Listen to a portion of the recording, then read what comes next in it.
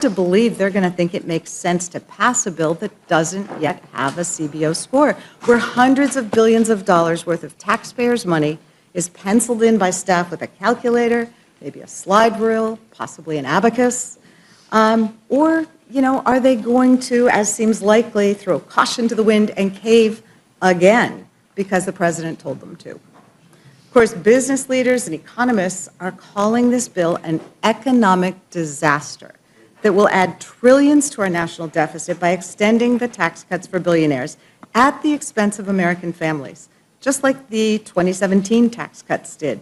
We've seen this play before. The rich get richer, and the American people, working families, get left holding the bag. It was confirmed by the Congressional Budget Office just a few hours ago with a damning report that shows that this bill is going to increase the deficit likely by $3.8 trillion.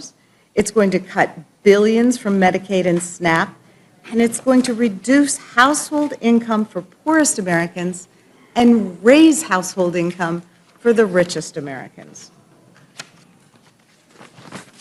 We can't emphasize enough how insanely rushed this bill is. You're proposing major health care changes that will impact every American, whether they get their health care through Medicaid or Medicare or some other source.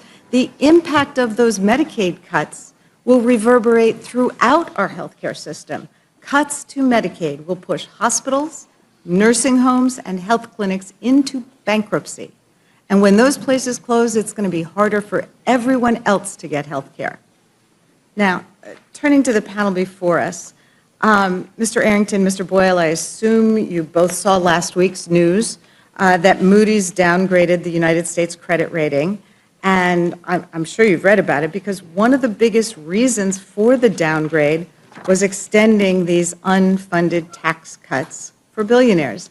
Moody's explanation is as follows, and I quote, "If the 2017 TCJA is extended, which is our base case, it will add around $4 trillion to the federal fiscal primary, excluding interest payments, deficit over the next decade. And as a result, we expect federal deficits to widen, reaching nearly 9% of GDP by 2035, up from 6.4% in 2024, driven mainly by increased interest payments on debt, rising entitlement spending, and relatively low revenue generation. We anticipate the federal debt burden will rise to about 134% of GDP by 2035, compared to 98% in 2024. So doesn't it worry any of you on that side of the dais? It certainly seems to be what you've been talking about.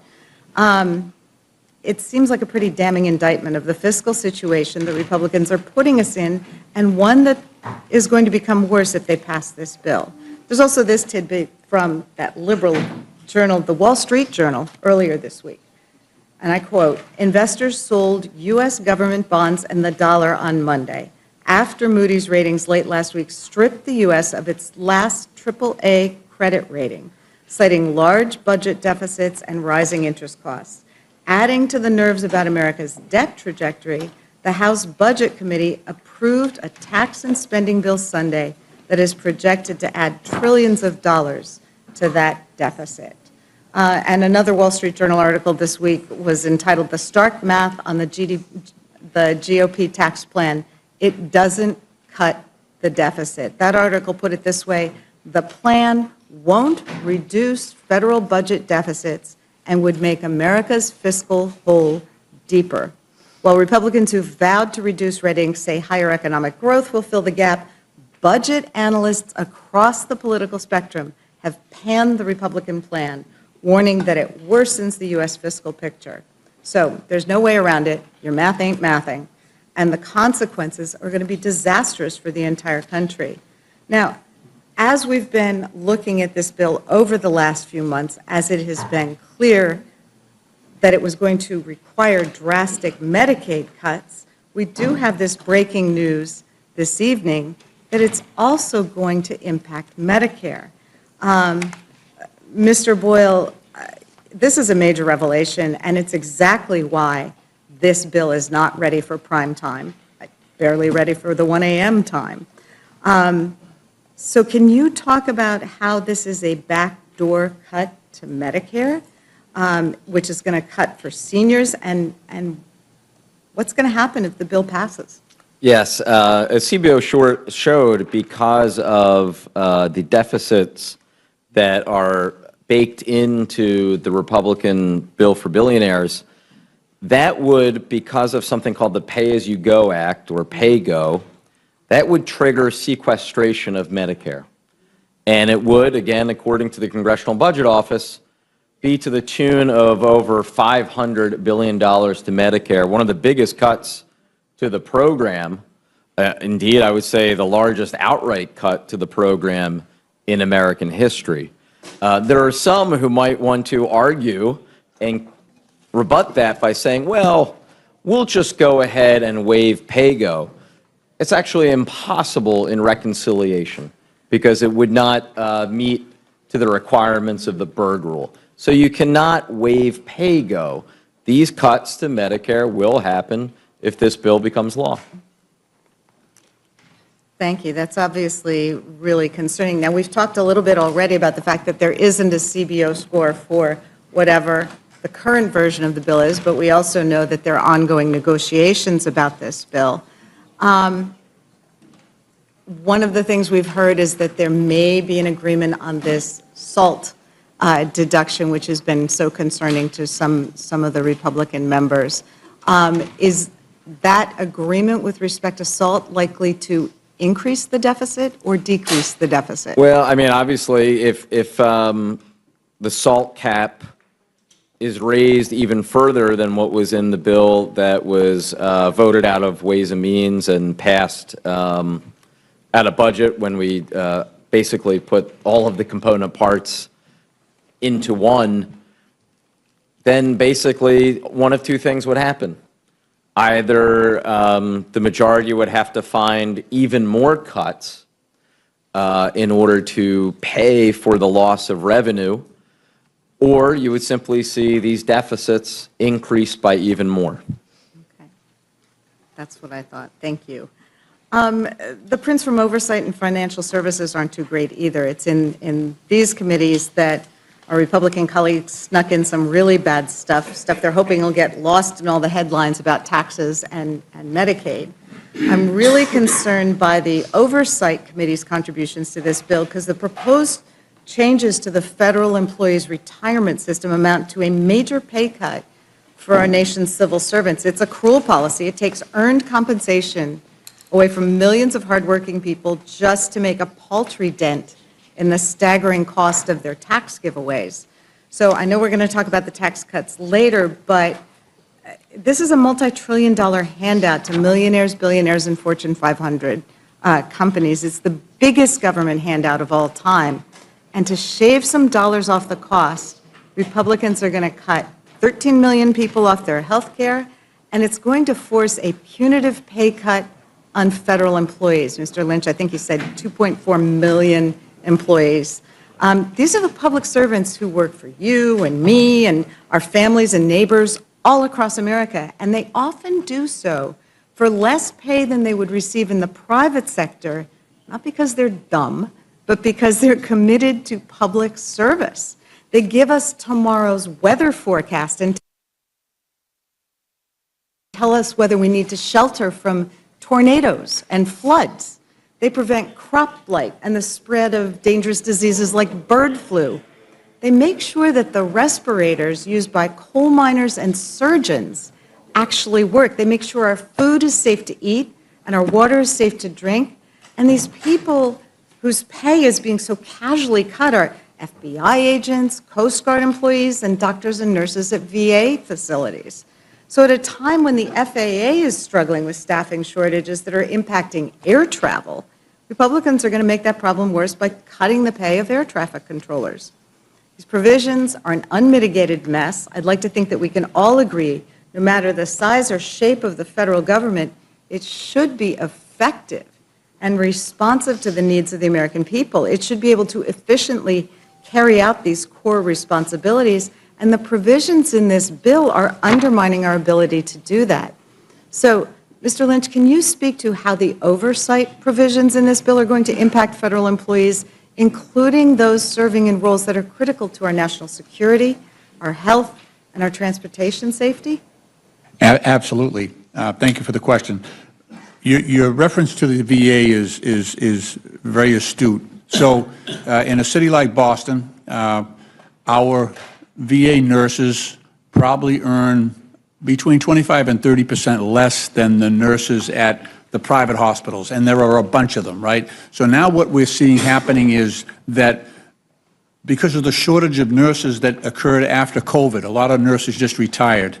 Now they're pulling nurses from the VA. They're leaving the VA and they're going to work because they've got less hours, they got more pay, more benefits. So we're competing now, and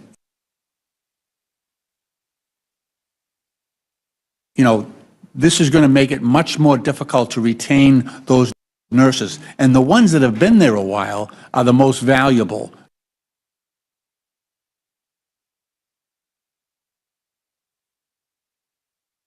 Right? It takes a while to get a nurse trained up, you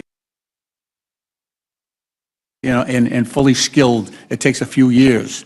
And, you know, so that's created a huge shortage in that whole metropolitan area, and that's happening all over the country where nurses are leaving the VA, doctors in some cases as well, therapists. So we're creating this real shortage at the VA. Our caseload, so right now we have a 250,000 backlog of cases at the VA because we don't have the personnel to respond to that need. So we're really in a crisis. You know, obviously the suicide hotline, we've laid off people there, which is ridiculous because we've got a crisis on our hands right now. So all of this will exacerbate the problem. You've hit on that in your remarks already, but this just amplifies the problem, you know, tenfold with these cuts. They'll be leaving in droves. Your remarks about the VA are very well taken, because I've heard the same thing from the VA facilities in my region, that the staffing cuts and the potential for pay cuts, the standards that are requiring nurses and doctors at the VA to see so many patients that they feel that they are not only not helping the veterans who they're trying to serve, but in some cases, the standard of care is becoming harmful. And under those circumstances, we are starting to see an exodus of doctors and nurses from the VA, which this bill is only going to put on steroids, I'm Absolutely. afraid. The financial services print, of course, is no better. What Republicans are trying to do here is deeply alarming. It guts the Consumer Financial Protection Bureau. I mean, if you want to talk about a bureau that's had a fabulous return on investment, as you mentioned, billions of dollars returned to American consumers. This bill defunds the only federal agency dedicated to making sure consumers aren't getting scammed by credit card companies, payday lenders, mortgage servicers, and shady fintech operators. It's returned over $19 billion, $21 billion, I think you said, to consumers since its founding, and that's money that was stolen or unfairly taken through illegal fees, abusive practices, or deceptive marketing, and the Bureau was able to get it back for American consumers. And now Republicans want to defend it, not because not because it's ineffective, but because it actually works. And we know why.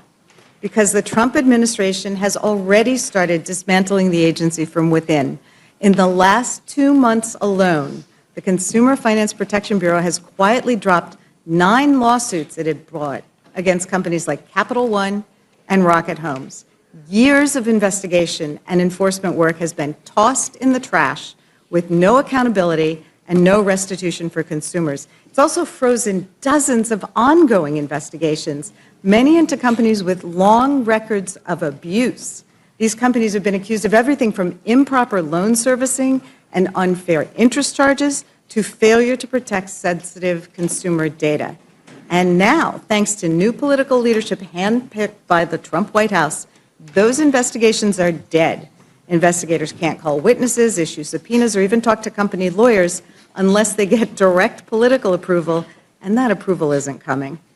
Meanwhile, these very same companies, it's such an amazing coincidence, have given generously to Mr. Trump's campaign and especially his inauguration fund. Meta, the parent company of Facebook under investigation for allegedly misusing consumer financial data, donated $1 million to the inaugural committee. Greenlight, a fintech company accused of misleading families about debit card access, is backed by a Trump-aligned venture capital firm. And Elon Musk, whose company is launching a new mobile payments business, posted "delete the CFPB" on his social media after Trump's election. And of course, we've heard quite a bit about how much he's donated. So this isn't policy, it's payback. This is what happens when you let billionaires and campaign donors write the rules, and now House Republicans are trying to finish the job by defunding the CFPB entirely. So, Ranking Member Waters, can you speak more about this apparent corruption happening at the CFPB? Well, allow me to say to you, Ms. Scanlon, you aptly described what has been happening with the Consumer Financial Protection Bureau. It is one of the most needed and effective agencies of government that have done everything that you said they've done to assist our consumers. The Consumer Financial Protection Bureau has been hated by the Republicans ever since it came into its existence.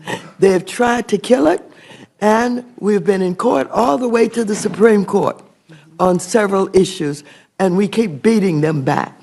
But now, Trump and this administration want to cut them, even though we tried to protect them when we created them by having their financing come directly from the feds rather than going through the Appropriations Committee.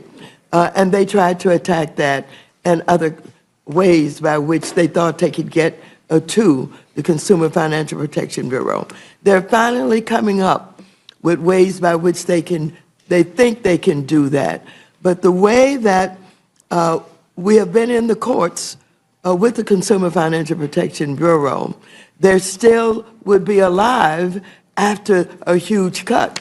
But they would sit there and not be able to do anything. They wouldn't be able to do the investigation. They would not be able to protect those very consumers that the law created them to take care of. And so there are many in this country who fight very hard and are very disgusted with what is happening in an attempt to basically undermine them and get rid of them. This is a terrible thing that this administration is doing. You would think that both Democrats and Republicans would care enough about the consumers that they would protect this one agency that has demonstrated that they can do the work and the investigations to help get rid of fraud and ripoffs, as you have identified. And so this is what we should be fighting. I'm going to continue to fight. Like I said, I was there at the Consumer Financial Protection Bureau, and we're all worried so very much about what is going to happen if, in fact, the administration has its way. And again, you have correctly identified it and talked about it in ways that everybody should understand.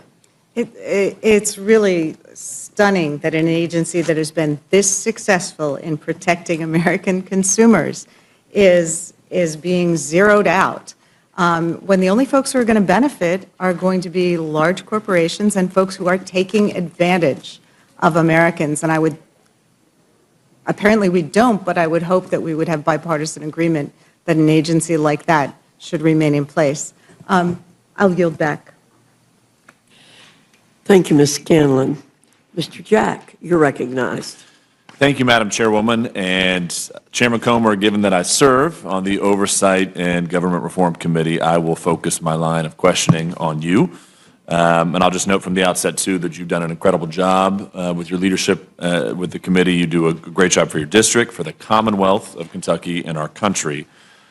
You referenced this in your opening testimony, but could you just clarify for the committee your legislative jurisdiction over mandatory spending? It's pretty narrow, is it not?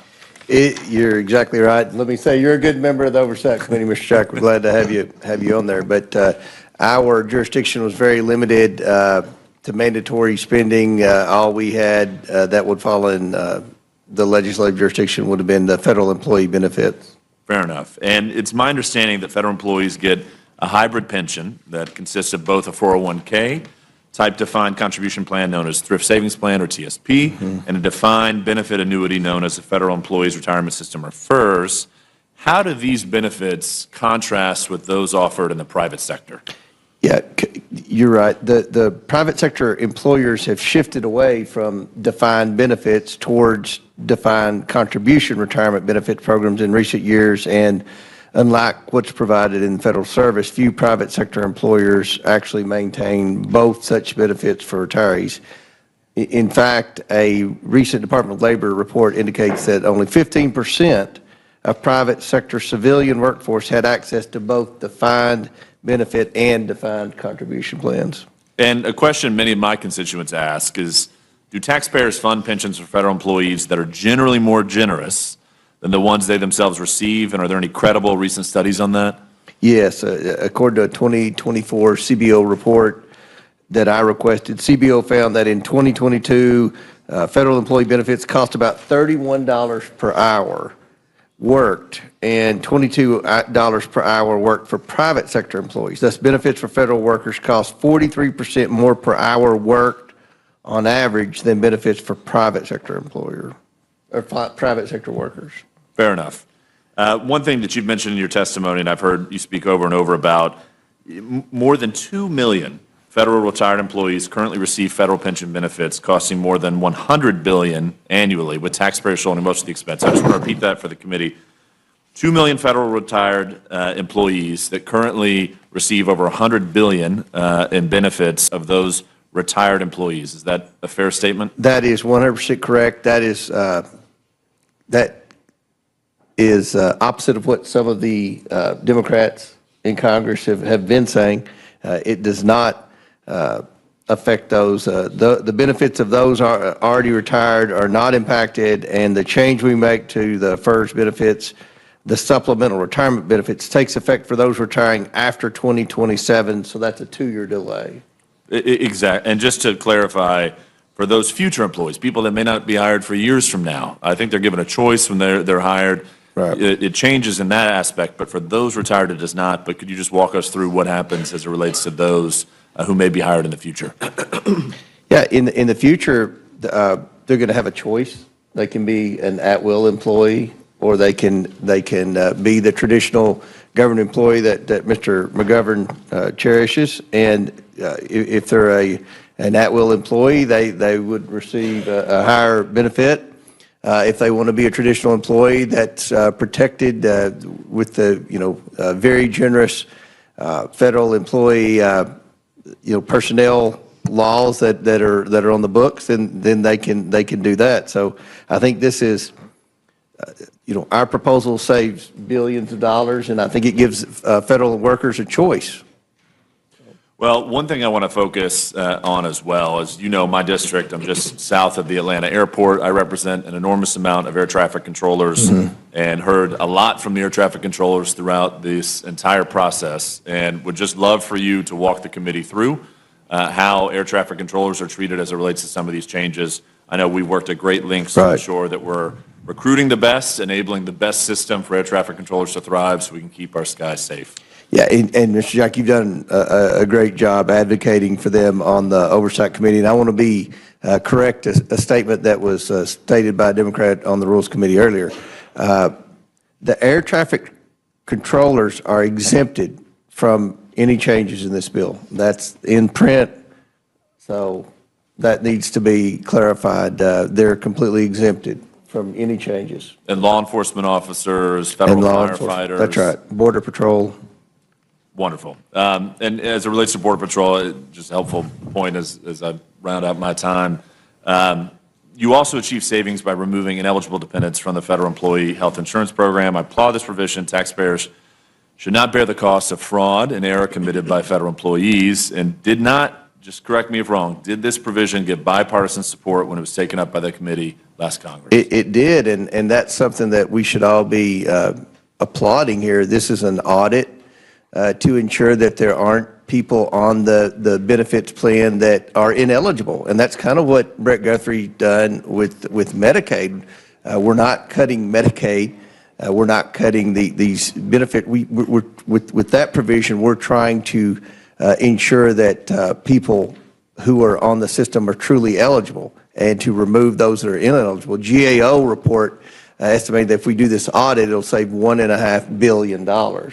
Taxpayer money. So I think that's a pretty good deal for the American taxpayer.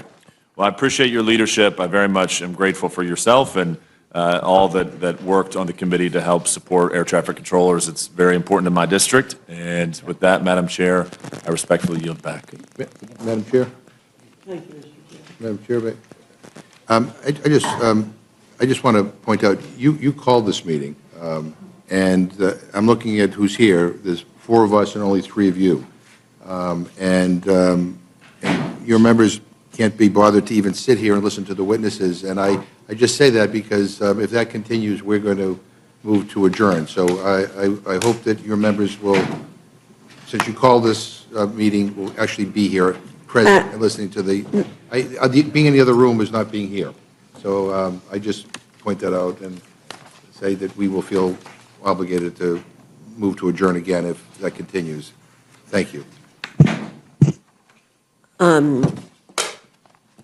Mr. McGovern, our members are in and out, just like your members are in and out. You were gone for about 30 minutes, and so we always allow people to move in and out. There are more of of us meetings. here right now, and we're in the minority. Well, Just point it out. our members. This has been are a here. tactic in the Agriculture Committee. I don't know about the other committees where Republicans just get up and leave, and so I think people ought to be present here. At least you ought to have more of you here than us here. Thank you. There are more of us here than you, so there's no reason to delay this meeting any longer than it is. Mr. Neguse, what I'm saying is there's no need to delay this meeting any longer than we have to. Thank you. Recognized. Thank you. Thank you, Madam Chair. Good morning, all the chairs and ranking members. Thank you all for being here. Thank you for your testimony. Got a lot of questions, but I guess first I want to, maybe if the chairwoman would indulge me, give her an opportunity to say a word, and that is my assumption, and I think the assumption for most Americans, is that the reason Republicans have decided to notice this hearing and proceed in the dead of night is because this bill is indefensible. It sounds like maybe you have a different reason, and so I guess I'm trying to understand, why was this meeting scheduled for 1 a.m.? Why are we meeting at 3 a.m.? What was the rationale? Or is there a rationale that am I mistaken? I think my opening statement stands for itself, Mr. Neguse. Okay, well, I appreciate that, Madam Chair. I would just say, I mean, your opening statement essentially, as best as I could tell, were ruminations about, what happened in 2007, 20 years ago. I wasn't here. Most of us weren't here. I don't know that that is a cogent rationale to 2022, two and a half years ago. And so the basis for scheduling this hearing in the dead of night is that you've decided that this is just the way things should work, and that this is, I mean, I'll just proceed. I'll just say this, Madam Chair. It does not take more than a cursory review online to find quotes from just about every member on the other side of the dais, including you, Madam Chair, back in 2009, again, it's a long time ago, regarding a stimulus bill that you described as rush legislation that was thrown together, quote, who threw together the final stimulus bill in the dead of night. Another bill that you, quote, said, the bill that was finalized in the dark of night. So I think it's an unfair and unreasonable mischaracterization of our position. And with respect to the disagreement we have about this process unfolding in the dead of night. And it makes no sense to me why House Republicans didn't notice this hearing for 6 a.m. or 7 a.m. It would not have been a difficult thing to say, yeah, instead of meeting at 1 a.m., we're just going to meet in the morning. And the American people are going to be able to watch and hear this fulsome debate and be able to reach their own conclusions. That doesn't seem like an unreasonable position to take. And I suppose, and maybe I'll start with Chairman Arrington, so I know him to be a reasonable person. Welcome back to the committee. I don't know. Now I'm nervous. Well, I don't think you were here in 2007 either. Maybe you were. No, I was don't not. think you were. Is this, I mean, you can't possibly agree that it is a prudent thing to do to have this hearing at 3 a.m. I mean, is this how you imagined legislation would be made in Washington when you were running for Congress, Mr. Chairman?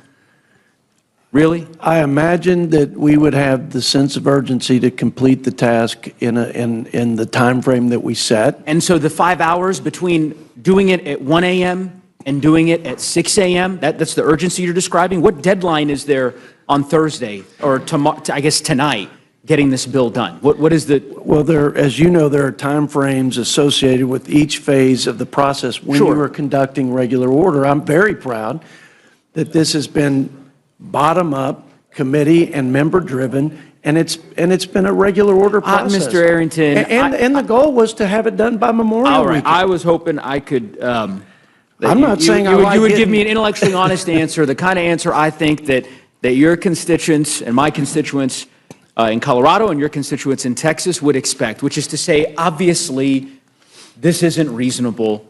It does not make sense. This isn't transparent to hold hearings at 3 a.m. on a bill of this size and this scope and this scale. That's not in the best interests of the country. You could just as easily delay it 5 hours, let the American public have an opportunity to listen to this debate, and then vote on the bill on Thursday. And all of you could go home for the district work period. So I don't, this false sense of urgency for 5 or 6 hours makes no sense. It's and again, I understand that's your rationale. I think the American people are smarter than the House Republican caucus are giving them credit for. They know what this is about, and when they wake up, invariably, later this morning, and they find that this bill was reported out of this committee in the dead of night, I think they'll reach their own conclusions about House Republicans' commitment or lack thereof to transparency. And just for the record, because I want to be an equal opportunity advocate here with respect to some of your colleagues on the other side of the aisle who serve on this committee, who apparently have decided not to attend the very hearing that they demanded we hold in the middle of the night. But they have spent years condemning late-night rule committee markups and bills that are reported out. Mr. Norman, I'm just going to read some of his greatest hits. This is from 2019. 2,300 pages, less than 24 hours to read, debate, and vote. Oh, and $400 billion added to our national debt. That's an ex post. Another one. New swamp minibus dropped at 2 a.m. It was actually earlier, I guess, than where we find ourselves today. We're expected to vote on $1 trillion in spending tomorrow. It's 1,000 plus pages. This won't be good. Diving in now.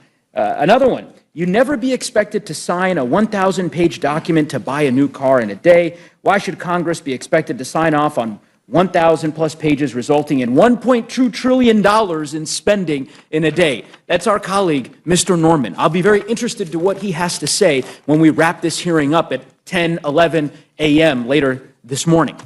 Mr. Arrington, I want to talk about the deficit. I've known you historically to be, I thought, somewhat of a deficit hawk. At least is that a fair characterization? That is fair. At least prior to this bill? Even with this bill that Let's get into reduces that. the I'll deficit. ask you Yeah, a couple questions sure. on that front. Okay, so here's a press release. This is from March 25th of this year. A gentleman by the name of Ray Dalio. I haven't had the pleasure of meeting him. It says, Ray Dalio to House GOP. This is on the House Budget Committee's website. Cut the budget deficit to 3% of GDP. This was his admonition to you and to your Republican colleagues that it was a laudable goal to try to get the deficit to 3% of the GDP. Do you agree that that's a laudable goal? Yes. Is that something you're passionate about? Absolutely. What's fascinating is that the Committee for Responsible Federal Budget just issued a press release today. You might have heard it. You might have read it. I'll read you the headline. House bill would put 3% deficit far out than you're passionate about? Absolutely. What's fascinating is that the Committee for Responsible Federal Budget just issued a press release today. You might have heard it. You might have read it. I'll read you the headline. House bill would put 3% deficit far out of reach. So this goal that you have, that you've praised in the past, telling you you're way off, that you've praised in the past, telling you you're way off the mark. Make it make sense, Mr. Chairman. Well, to get to a 3% deficit to GDP, which would stabilize the debt, you've heard the Secretary of Treasury establish a similar metric, would take $7+ trillion in spending reduction. It's a great goal, and it's a clear one, and it's measurable. Just like coming out of the World War II, 120 roughly percent debt to GDP, we're comparable to that today, actually have exceeded it. It took time. And I would say this is a substantial effort and step to begin bending the curve on debt to GDP. So my analysis is different from my friends in the organization that you mentioned. Different isn't the word I would use. I mean, different is it is when the bottom, different is one opinion, is a bit of a deviation. They are saying you are wrong. I didn't quote it length. I mean, I'll just keep reading here. In 2027, we estimate the House reconciliation bill would boost deficits to about 7% of GDP, which is more than double Besant, the Treasury Secretary that you referenced, proposed fiscal target, 1.8% of GDP above current law and 0.7% of GDP higher than a simple extension of the Tax Cut and Job Act's individual provisions. What they're saying, I think, is that if you just simply extended the tax bill and didn't do anything else, you would reduce the deficit more than what you've done here. I don't know how that could be even possible. Well, I'm reading their press release. But we reduced, let's think through this. We reduced spending by 1.7 roughly trillion dollars.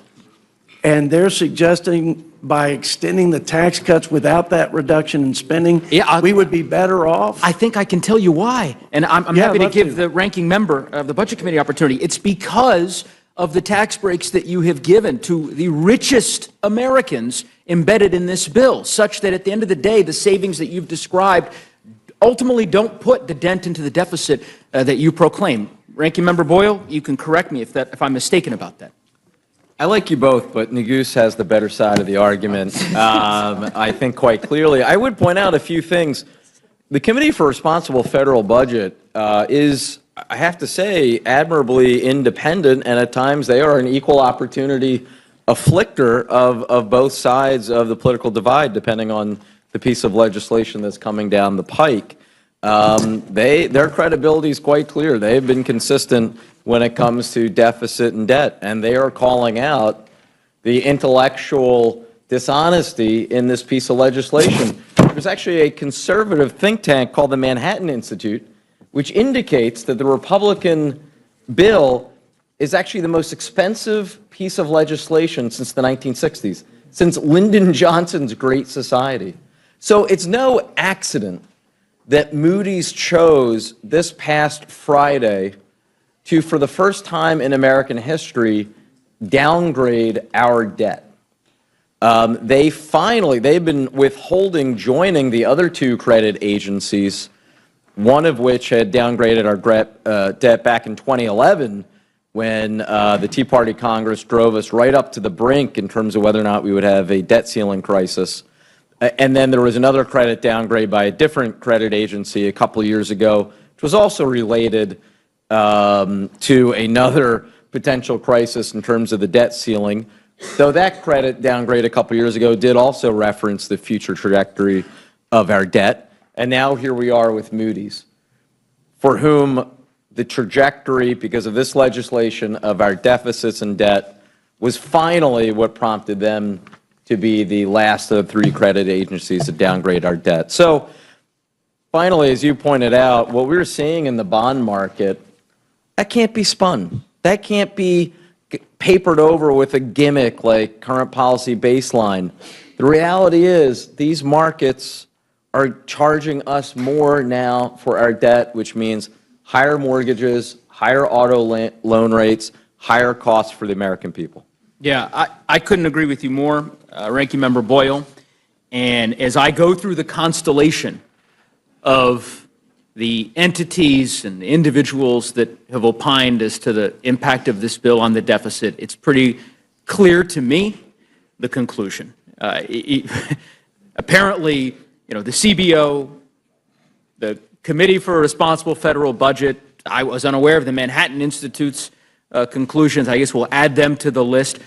By the way, Republicans also, Republican senators, right? I mean, Chairman, you're aware of, we don't have to go through the litany of the statements. I mean, I'm happy to read them to you, but you're aware of what Senator Rand Paul and, other colleagues of yours in the upper chamber have said about this bill and about their concerns regarding the deficit. Well, it's 3 a.m. Why not? I'll offer a few of these. May as well. This was Rand Paul today. Apparently, the speaker, I guess, met with the Senate Republicans, and this is Rand Paul's quote. Quote, the speaker basically said that conservatives just have to live with raising the debt ceiling $5 trillion or $4 trillion, which is a historic amount. And I'm one conservative who won't live with that. Senator Ron Johnson, this is a week and a half ago, quote, the one big beautiful bill, I never thought I'd be quoting Senator Johnson, but anyway, I digress. The one big beautiful bill that Congress is working on is certainly big, but beauty is in the eye of the beholder. Too often, the reality of these budget debates get obscured in details, politically charged issues, and demagoguery. Under every scenario now being considered, federal debt continues to skyrocket from its current level of almost $37 trillion. And I could go on. So Republican senators, the CBO, the Committee for the Responsible Federal Budget, my Democratic colleagues, everyone who's looked at this bill seems to conclude it is going to blow up our deficit. Everyone but you, Mr. Chairman. And I just can't understand why. Would you like me to explain? Yeah, sure. Well, I don't know if you know what the annual average GDP was during Trump's tenure prior to COVID, and I'm not going to ask you the questions. I appreciate that. But it was close to what the annual average GDP rate was for President Biden, actually, if you control for COVID, around 2.8.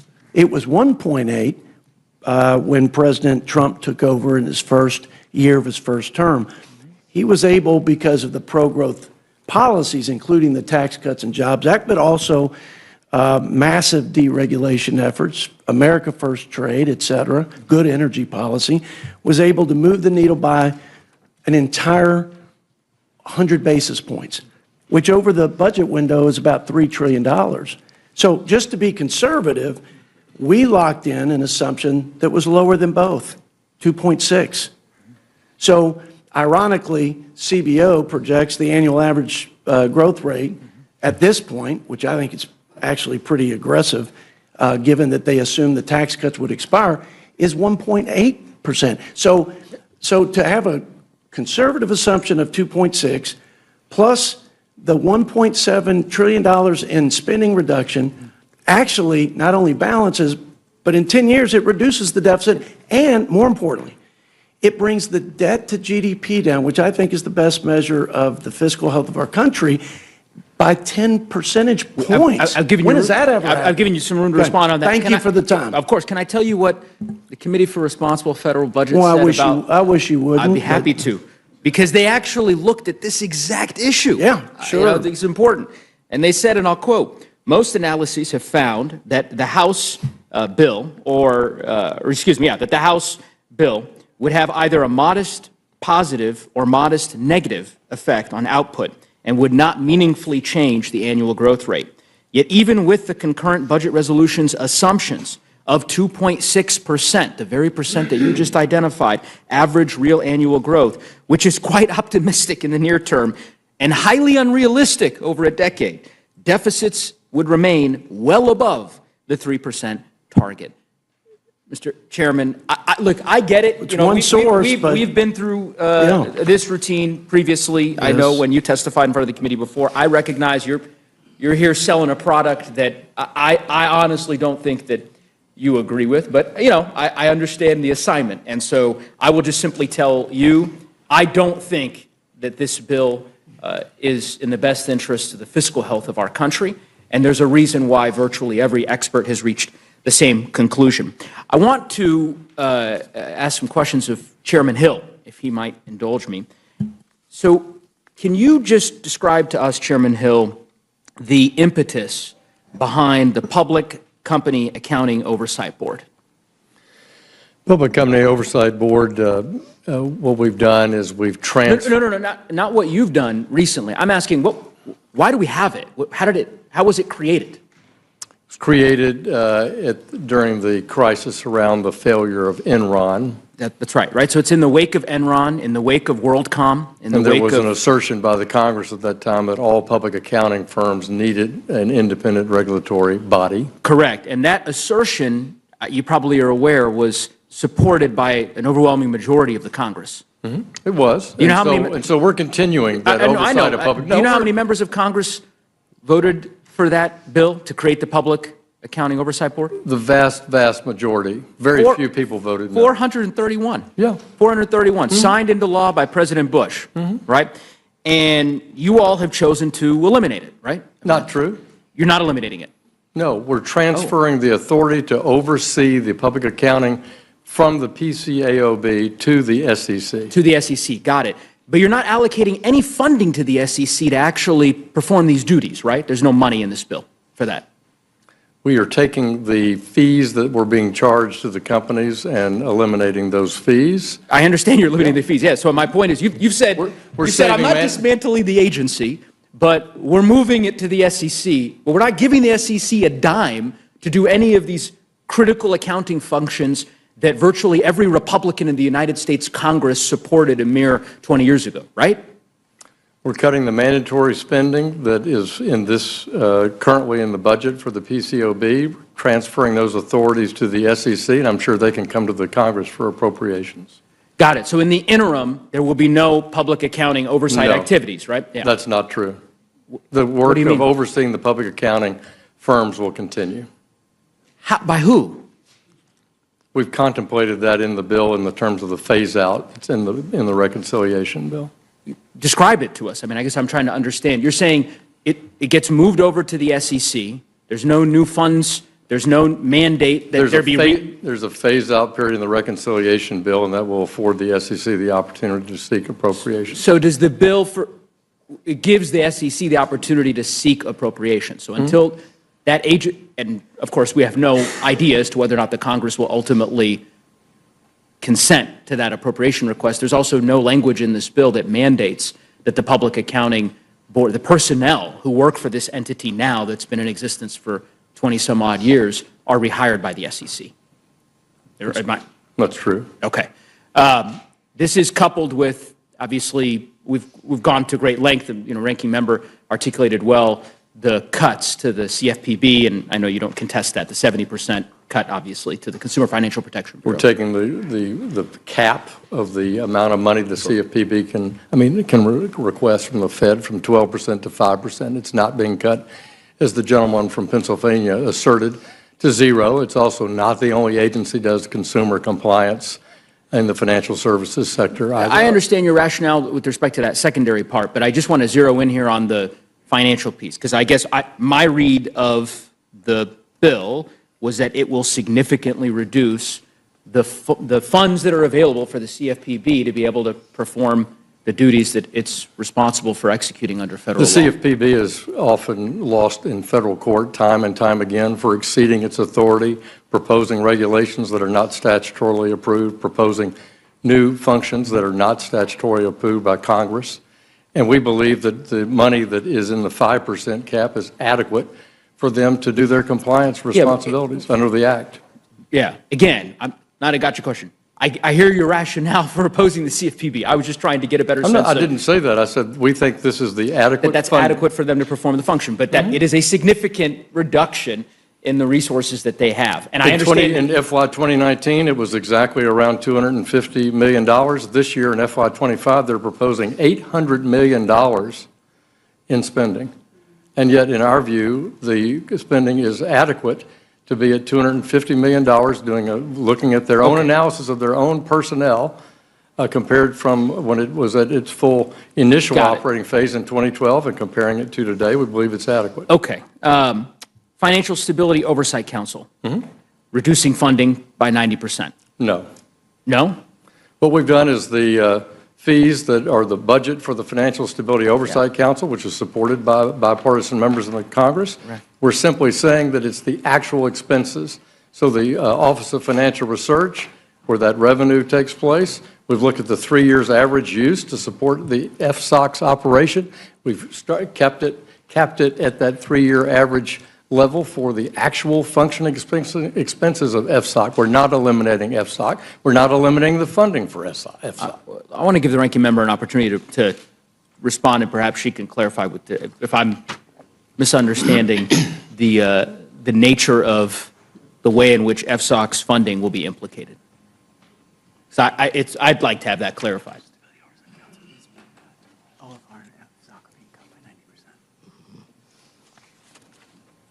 First of all, I want to go back to The microphone.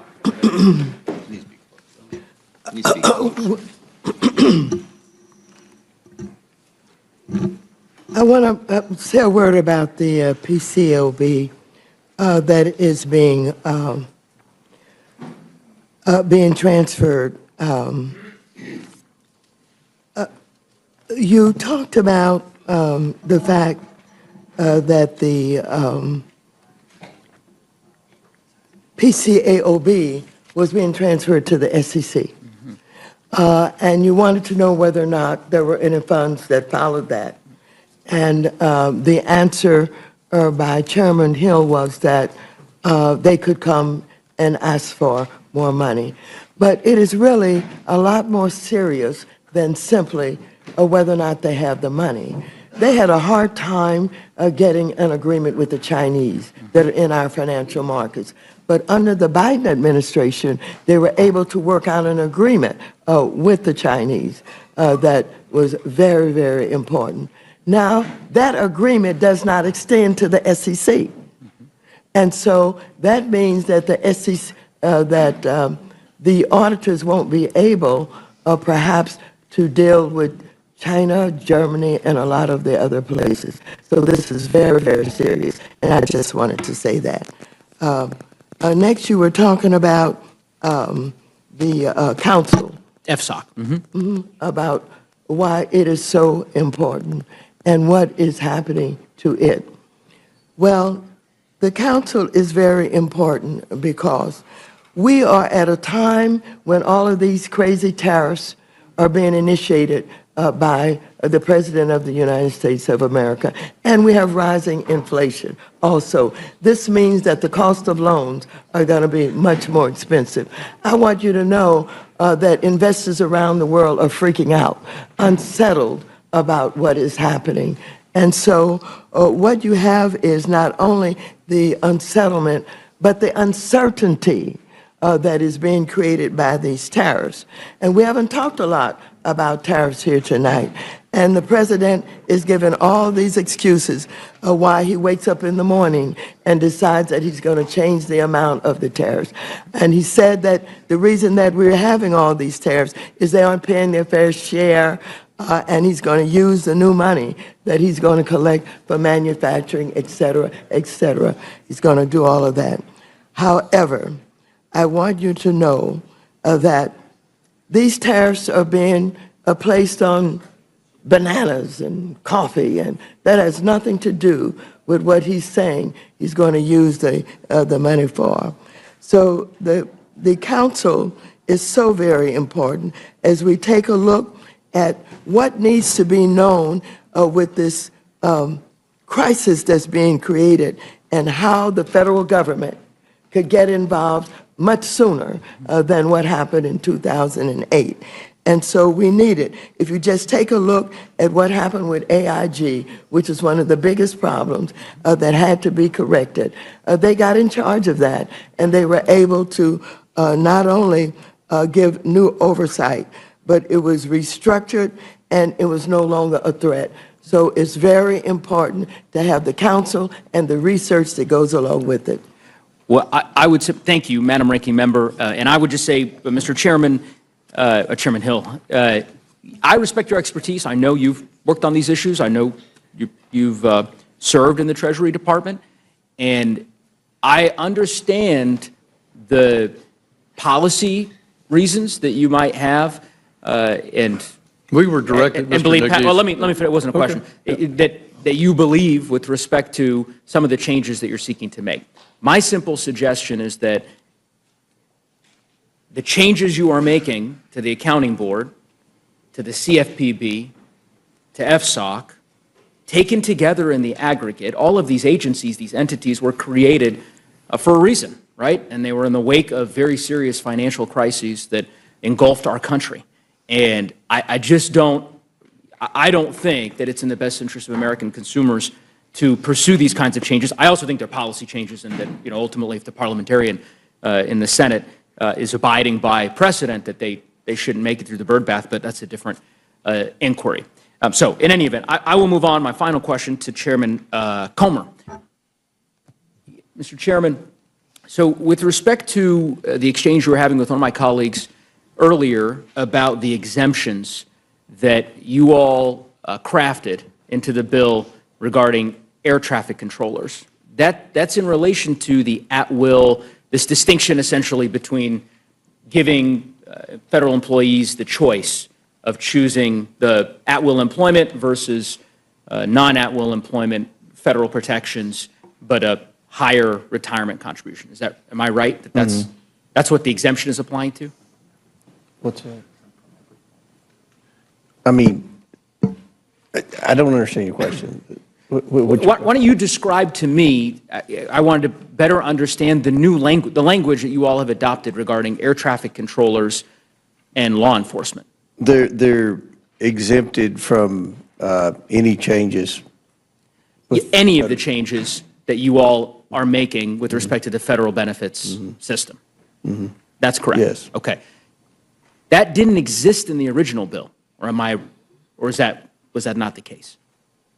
There were exemptions for Border Patrol, and there were exemptions in the original bill, but they were partially exempt. Yeah, they were, I guess you could say, partially exempt. Yeah, and that's the genesis of my question was, okay. I'm really drilling down on, and your staff director, I think can probably attest to this issue around the provision that I would say compels, you would say offers federal employees this choice to choose at-will employment and a higher contribution for their retirement benefits, right, or to stay within the federal protected system and have to pay a higher contribution on their end. That original provision did not have the exemptions that you all have added now for law enforcement, for Border Patrol, for air traffic controllers. That wasn't in the bill that you all marked up a few days ago that the Republican majority on the bill approved. Or am I wrong about that? That's correct. Okay. What I am interested in is, was there a discussion, and are you willing to have a discussion, particularly as you consider a manager's amendment, to draw out a similar exemption for veterans?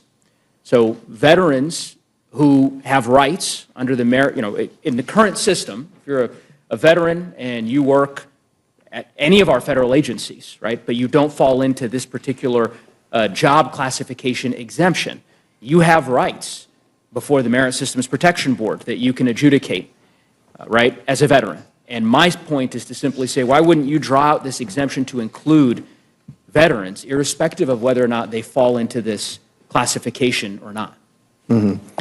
Look, the bill can be amended through the process. I mean, this is, we passed out, we were given instructions to save $51 billion. We met that.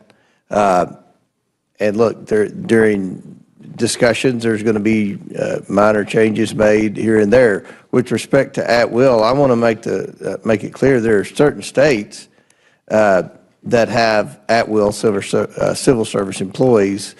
Some of those states are Georgia, Texas, Florida, and Utah. So I don't think there's anything groundbreaking or unique here. No, I'm not. But what I'm suggesting is you crafted this exemption over the course of the last 72 hours, you added a very large exemption to this bill. That's an exemption I support, by the way, with respect to what you've drawn out here. Clearly, you have the capacity to just add veterans. You could do that now. There's negotiations apparently happening somewhere in this building, in Ranking Member McGovern and Chairman Arrington's colloquy, I think, established that. So I don't really understand why you wouldn't just make the case to the leadership, respectfully, Mr. Chairman, to say, okay, if this exemption was worth pursuing, let's add veterans as well, so that we're not forcing veterans into this Hobson's choice that we've decided we did not want to force upon firefighters, air traffic controllers, and other law enforcement officials. I think that's a reasonable request to make on behalf of our nation's veterans. And as you know, a large portion of the federal workforce are veterans. So I think that this would be the least we could do. And I would implore you, I don't know if you have further thoughts on that, but I mean, you're the chairman, and I assume you negotiated this we've already exemption. passed our bill out of the committee, so it's not. But this amendment happened after you marked up the bill. That's my point. You passed the bill. It included no exemptions for police officers, for firefighters, for border patrol. It was a limited exemption, as your staff director noted. You've added that in the last couple of days because there were stakeholders who made clear their outrage, which, by the way, was expressed by Democrats, I understand, during the markup, and Ranking Member Lynch can comment on that if he'd like, but I think Democratic members of the committee made the case that this ought to be, obviously, we believe it should be Well, eliminated Democrats want to entirely, spend, into oblivion. I mean, if it were just Democrats, there wouldn't be any cuts. Well, We would just keep spending money and keep adding to I the would not deficit. call. I mean, somebody has to step up, and we're on an unsustainable path. Mr. Neguse, Mr. Chairman, respectfully, Mr. I would Neguse, not call. I'm Mr. almost done, Neguse, Mr. Chair. I would respectfully You say- ask a question. He Mr. answered. Comer was attempting to answer He your answered. question. Okay. You know, Mr. Neguse, there is no prize here for talking the longest. Well, And Madam Chair, so, I had intended to finish, but I've got about 7 more questions. I guess I'll proceed with Mr. Comer. Mr. Comer, go ahead and finish your question, or your answer, sorry. Look, I've stated the obvious. We are trying to do the best we can to be fiscally responsible. It's no fun when you have to make cuts. You all don't know what that's like. You've never cut anything in your life. You just continue to spend, spend, spend. We're on an unsustainable path. We have limited jurisdiction on the Oversight Committee. We're very passionate about eliminating waste, fraud, abuse, and mismanagement in the federal government. With respect to this bill, we had a limited portion of jurisdiction, and I think that we've been very transparent with the process. We passed out of committee a bill that saved the taxpayers $51 billion. There have been changes made, as there always is, once the bill passes committee before it's voted on the floor. So I don't know what else there is to say. So I would say to you, now that you've apparently concluded your answer, that my question was really simple. Really simple. I wasn't asking you to draw out exemptions for this category of folks and other categories of folks. It was very simple. A simple question, which was, are you willing to consider carving out an exemption for our nation's veterans in the same way that you drew out an exemption after the committee marked up this bill? I don't think that's spending into oblivion to say that our nation's veterans should be exempted in the same way that our law enforcement and border patrol agents and air traffic controllers. I don't think that's an unreasonable request. Ranking Member Lynch, do you think that's an unreasonable request? No, as a matter of fact, one of the amendments I have is to exempt them from the change in the calculation going from the high 3 to high 5. We would maintain the veterans at the high 3, and just to be clear, they could do that right now. They could, and the cost, and they've done it, as you pointed out, they've done it for a narrow subset of employees, and that, the high 3 instead of the high 5 was about $16,500 per employee over 20 years of retirement. Not a huge sum of money, but definitely appropriate, given that a veteran must have served honorably and discharged honorably for them to be eligible for these benefits. Yeah. Yeah, well, I couldn't agree more, Mr. Lynch. And again, Republicans are negotiating right now as we speak on SALT deductions and tax credits and any host of issues that members of your caucus have. And I would think that the least they could do is entertain, or at least not treat it so gingerly that the response of, oh, it's spending into oblivion because we have a simple request. It was the only question that I asked you, Mr. Comer, and so I'm taken aback by your answer. But anyway, I will yield back the balance of my time. I thank the ranking members and the chairs for being here. Thank you, Mr. Neguse. Ms. Houchin, you're recognized. Thank you, Madam Chair, and thank you to all of our witnesses for being here this evening, and particularly to our committee chairs for their hard work on this reconciliation bill. Many hours have gone into this, many hours of debate outside of tonight in broad daylight have gone on this bill. I want to make a few points before I get into questions, and that is in response to a few of the things that have been said by my colleagues on the other side of the aisle. One of the things that's been said is that this is a transfer of wealth. What I would say to that is that the only transfer of wealth, resources, and protection of the American people that is occurring right now is a transfer from the American people on behalf of illegal immigrants. That's what's been happening over the last several years under the Biden administration. This bill's also been called a scam, but the only scam that's being played is a scam by the Democrats on the American people for fear-mongering about what this bill is actually doing. Once again, and I'm going to go to my former committee of financial services and go to Chairman Hill on questions about the CFPB. We've heard a lot about the CFPB here this evening. And the thing that I think strikes me most about the CFPB's creation is that only in Washington would we create a federal bureaucracy to fix something that we broke. And I'd like to just submit for the record, Madam Chair, an article by the American Enterprise Institute, October 30th, 2017, a crisis caused by housing policies, not lack of regulation. Thank you. Because we have the CFPB as a result of a reaction to the banking crisis of 2008, which was driven by housing policies, not by any lack of regulation. And now we've got the CFPB that we live with, and as Chairman Hill, you noted that their budget has been expanding. Notably, their budget expanded during the Obama years and declined during the first Trump administration and expanded again during the Biden years, now to $823 million in fiscal year 25, direct from the Treasury, transfer without having any oversight by the Congress. So we've heard that consumers are going to be left without any protection if we get rid of the CFPB, or if we decrease their funding to roughly the $250 million that we've set in this budget. Is the CFPB the only federal agency, Chairman Hill, that provides consumer protection? No, Ms. Houchin, it's not. Each of the bank supervisory agencies has a robust, continuous exam process for all the consumer compliance requirements. The CFPB's focus in Dodd-Frank was to focus on depository institutions, meaning banks, that were larger than $10 billion. Basically, there's 5,000 banks or thereabouts that are smaller than that, and they are having their compliance for lending purposes or deposit purposes fully supervised by the existing bank supervisors. Also, the SEC, the Securities and Exchange Commission, is deeply involved in consumer compliance responsibilities under the securities laws. And we can't forget the Federal Trade Commission, which is very involved in consumer compliance.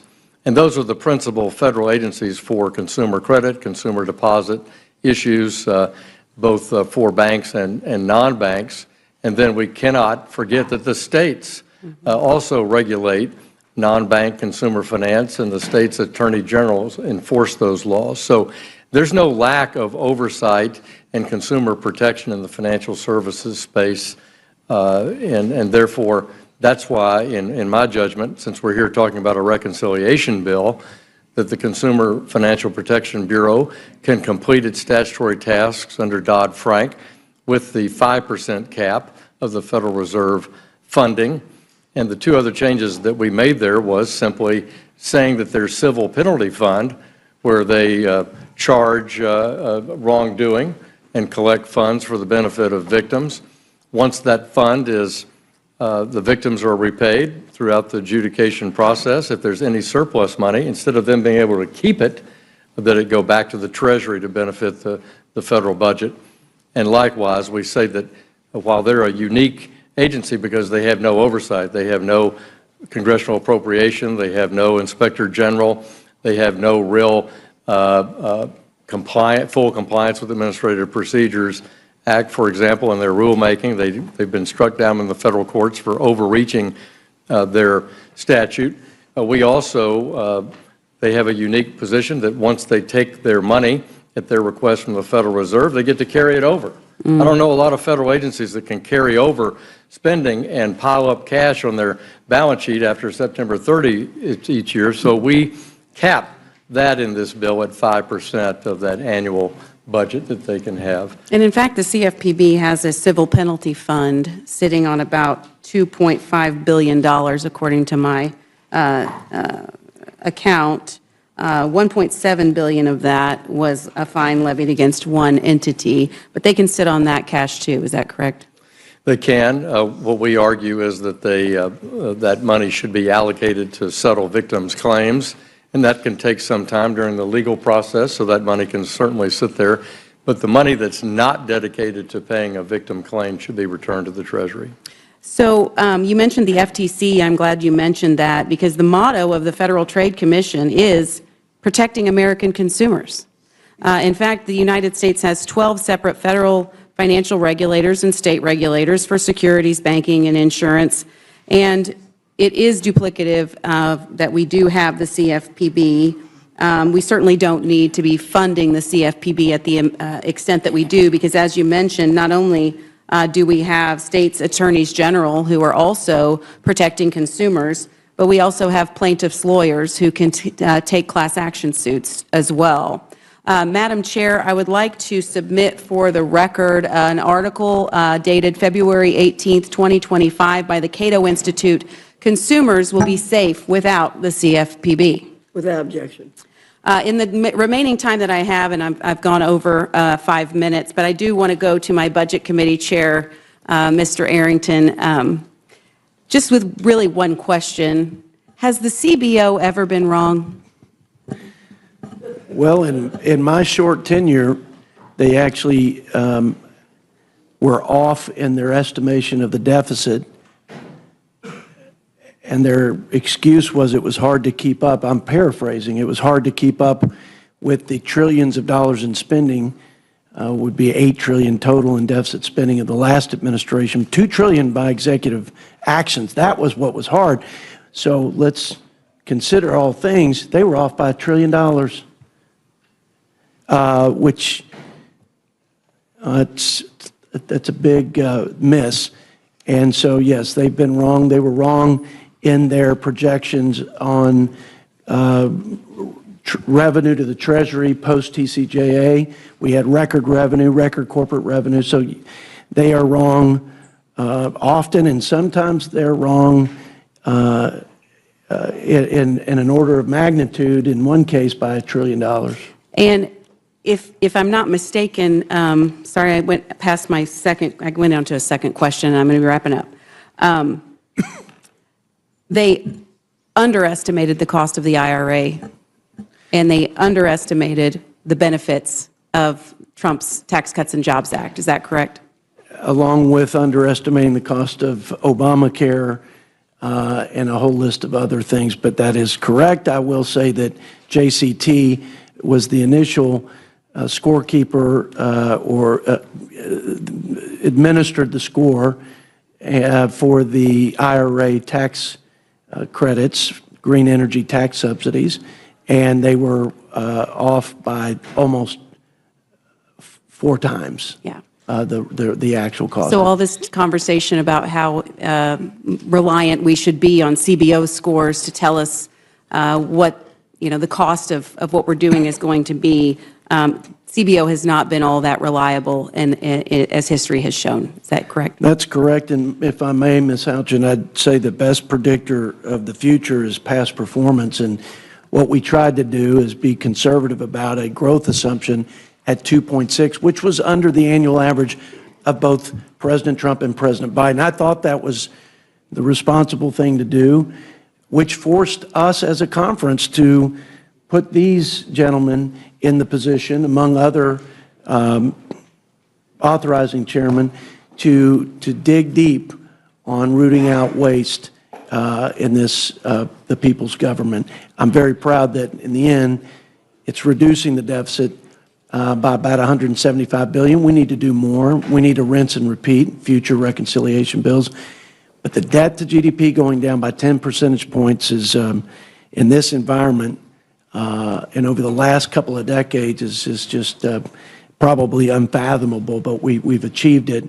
I'm convinced we will achieve it and then some, because we're not adding tariff revenue, we're not adding other things that I believe will happen because of the iron will of this president on that front, if not on others. So thank you. Thank you so much to the witnesses for your long hours of testimony. I yield back.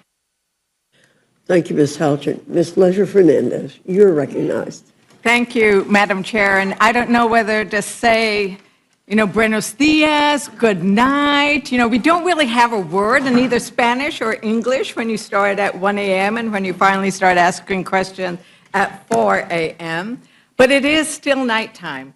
And Americans, some of them looking, we have 150 people outside standing in the rain asking us to do the right thing. I want to do a shout out to them. But Americans might have just woken up and they don't know what's happening.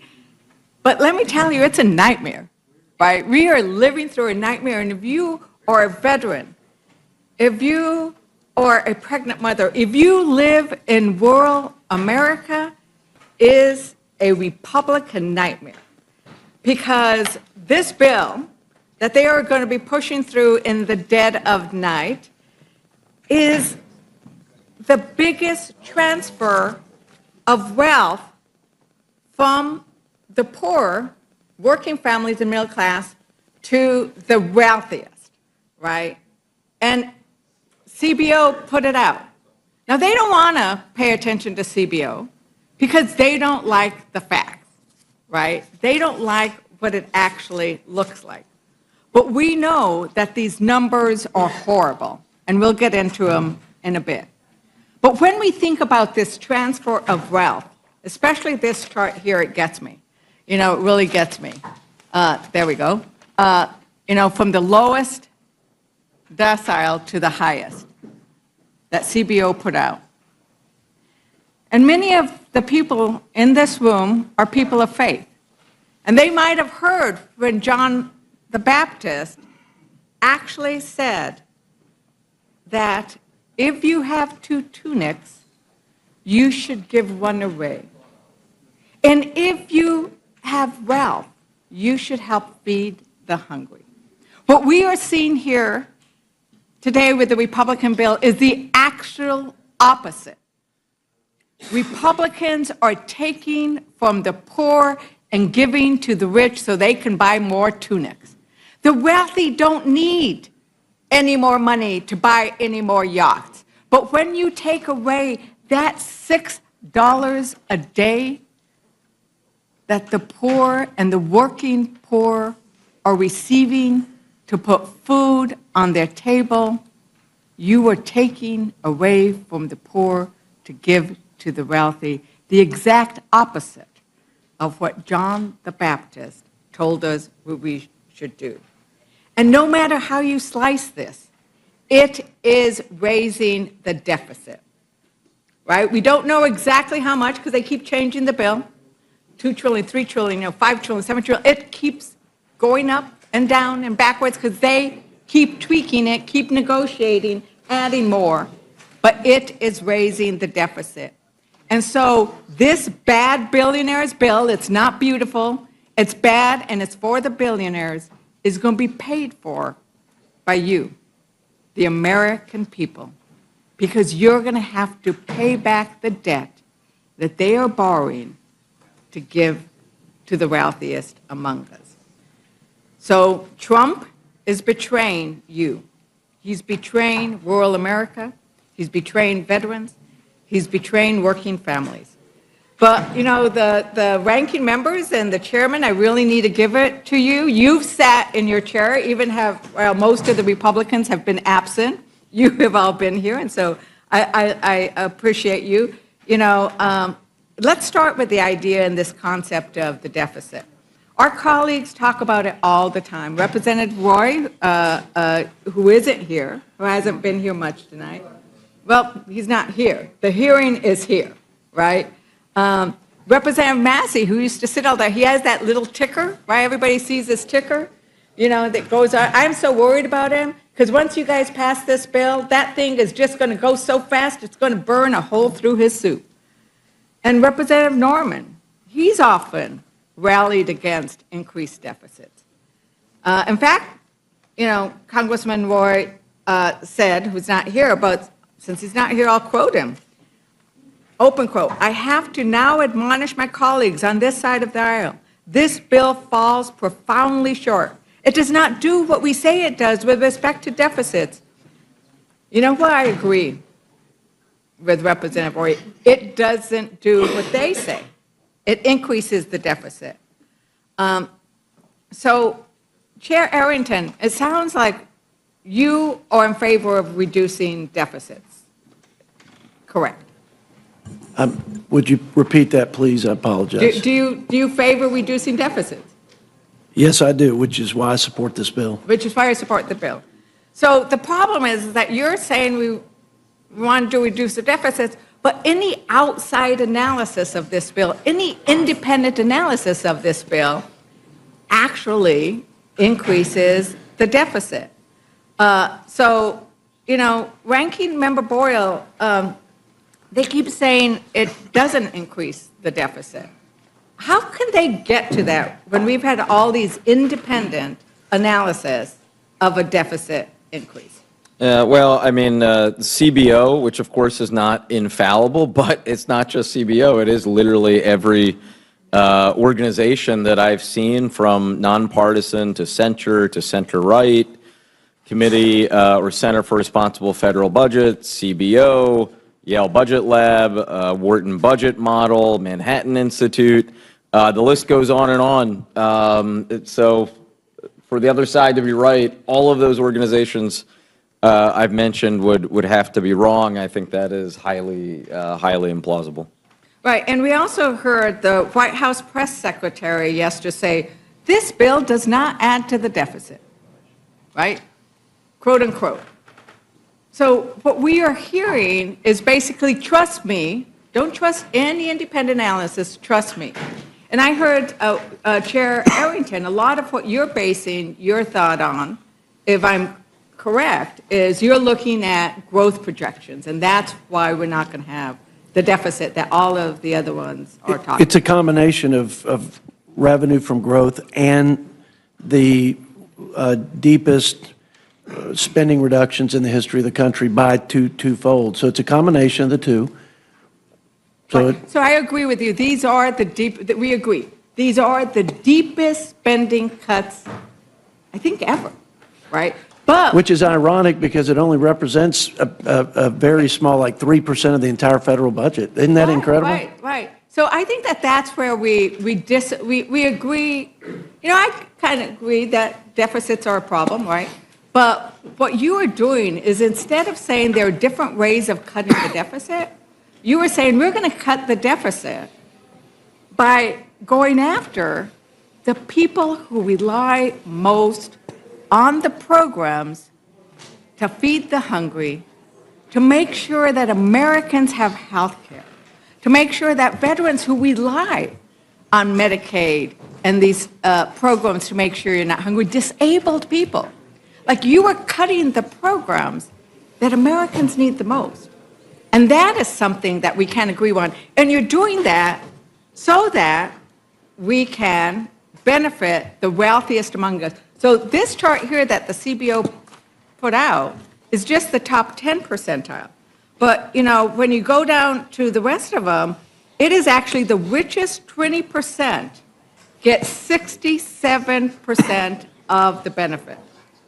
So the billionaires, Representative Scott said, well, you know, I know there's some billionaires. The billionaires are doing really well by this bill. The billionaires, richest 1%, get the biggest benefit, 24%.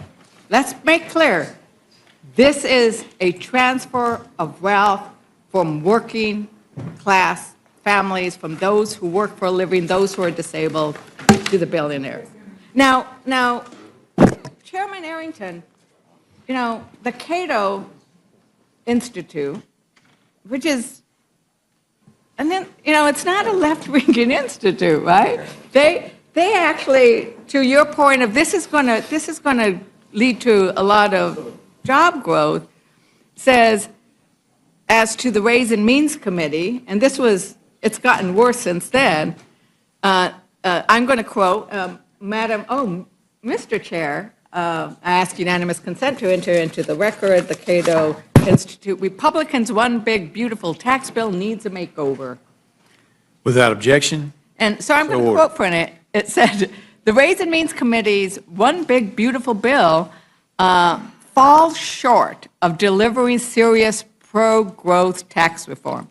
It misses the opportunity to make the most important incentives for long-term growth permanent, and includes at least 20 new or expanded tax subsidies, dramatically increasing the complexity of tax code. It says that's going to be a minuscule vote.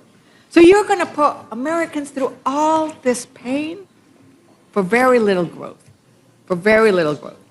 But, you know, we've also heard everybody talk about the issue of deficits. And who actually does a good job of that? Republicans seem to always talk about deficits when they want to, like, hurt working families. Ranking Member Smith, I really appreciated your comments about the fact that these deficits are really a national security issue. And when you talked about this national security issue, it made me think about a review of Democrats and Republicans, like who's increased the deficit and who's decreased the deficit. And we can look at those numbers, and it looks like Reagan and H.W. Bush, you know, they kind of like, the deficit didn't move too much under them. There were those tax cuts, there were other things, there was a slight rise. Under Clinton, the deficit fell. He actually went into negative territory where he brought down the deficit. He spent less. He balanced the budget. And then we had President George W. Bush. He just makes that deficit go up again. Another Democrat comes in, and they lower the deficit. And then Trump comes in, and he just blows the deficit out of the water. Biden comes in, he lowers the deficit. So now we're going to see that Trump is going to make this deficit go up again. So there's a pattern here that we are seeing. Democrats bring down the deficit. We're fiscally responsible. Republicans make it go up. Democrats bring it down. Republicans make it go up again. Chairman Smith, how do you see this kind of pattern with regards to looking at it from a national security issue? Who's better on the deficit, Democrat presidents or Republican deficit presidents?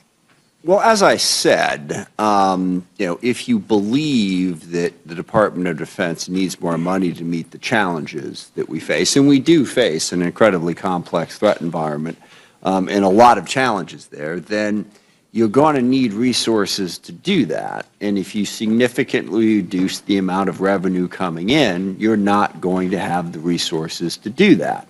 And I do want to point out, there was some conversation about how the Trump tax cut was such a wonderful thing for fiscal responsibility, and yet the chart shows that under President Trump, the debt went up by more than it went up under any other president in the history of the country. And that started before COVID. So it is, I know it is the holy grail of being a Republican that you can cut taxes and somehow increase the amount of revenue and reduce the deficit. It's a nice theory. It just never actually works. And I could get into this whole complicated, where our tax rates are right now and where they've been, frankly, ever since Reagan, they're not high enough that you can cut them and really get that type of a boost. And that is reflected by the numbers.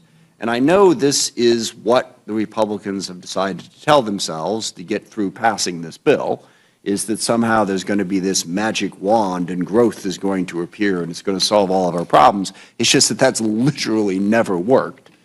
And it's not going to work this time. We are significantly reducing the amount of money coming into the federal government. So if you want to spend money on anything, and I understand, I mean, if you don't want to spend as much money on entitlements or whatever you want to call them, that's a policy argument.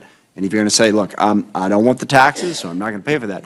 But if you really want to meet national security needs, that's, I don't know, what is it, roughly 12% of the budget, I think, is defense, and you're going to significantly reduce the amount of revenue available, you're not going to get there.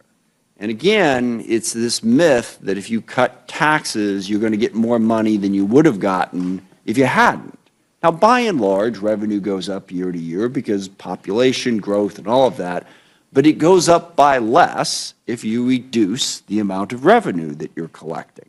And that leaves you in a weakened position to fund absolutely anything that you want to fund. And that certainly includes defense, which again is about 12% of the federal budget. Thank you, Ranking Member. And, you know, Chairman Arrington, you actually said earlier the best predictor is past performance.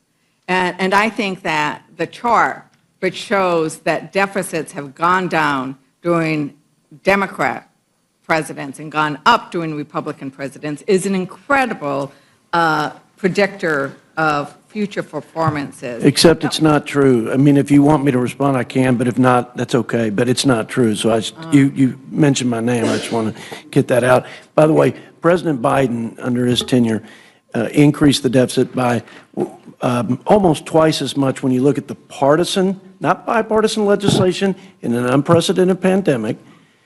Okay? We all voted for the trillions of dollars in that time frame. But the $2 trillion in additional spending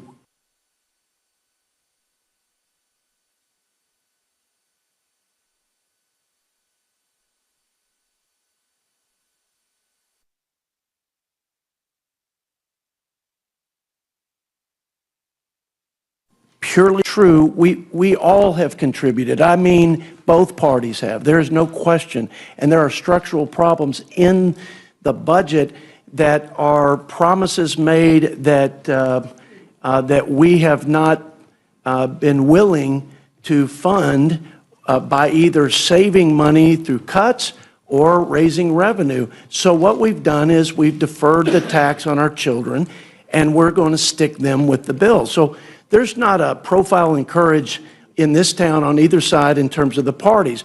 But to be clear, President Trump and President Biden, if you add it up, it's and again, nobody should get a gold star or Nobel Prize for it, but I don't believe that to be true. Okay, with all due respect. Thank you very much. I think that for the indulgence. Once again, the numbers speak for themselves. And Ranking Member Boyle, do you want to add anything to regards to what's going to happen with the deficit and what we've seen in the past? And then I want to move on to financial services, because I think that there is some serious issues. I don't think I need to, especially given the hour, I don't know whether to say how late it is or how early it is. But as I said before, I mean, it's a pretty long list. In fact, when I mentioned the list of organizations from left, right, and center and nonpartisan who all say that this adds considerably to our deficit and our debt, I actually didn't include the Right of Center Cato Institute. That's obviously another organization that has also attacked this legislation because of its adding trillions to our national debt. And I think that comes back to, there are different ways in which you want to attack the deficit. Republicans just want to cut programs that Americans rely on. Democrats actually look at, there is a revenue source. But another thing, because, Republicans are always fiscal responsibility, and then they always use this term regulations. Regulations are bad. The reality is regulations is how we keep people healthy so that we don't have contaminated food. It's how we make sure workers stay safe. And it's also how we make sure that consumers are protected. Because the reality is the biggest corporations, the biggest banks, the biggest manufacturers, they are motivated solely by profit, and that's their job. So it's government's job to make sure we come in and regulate the worst excesses. And you know what? Americans don't feel like anybody is fighting for them. They feel like they are being left behind.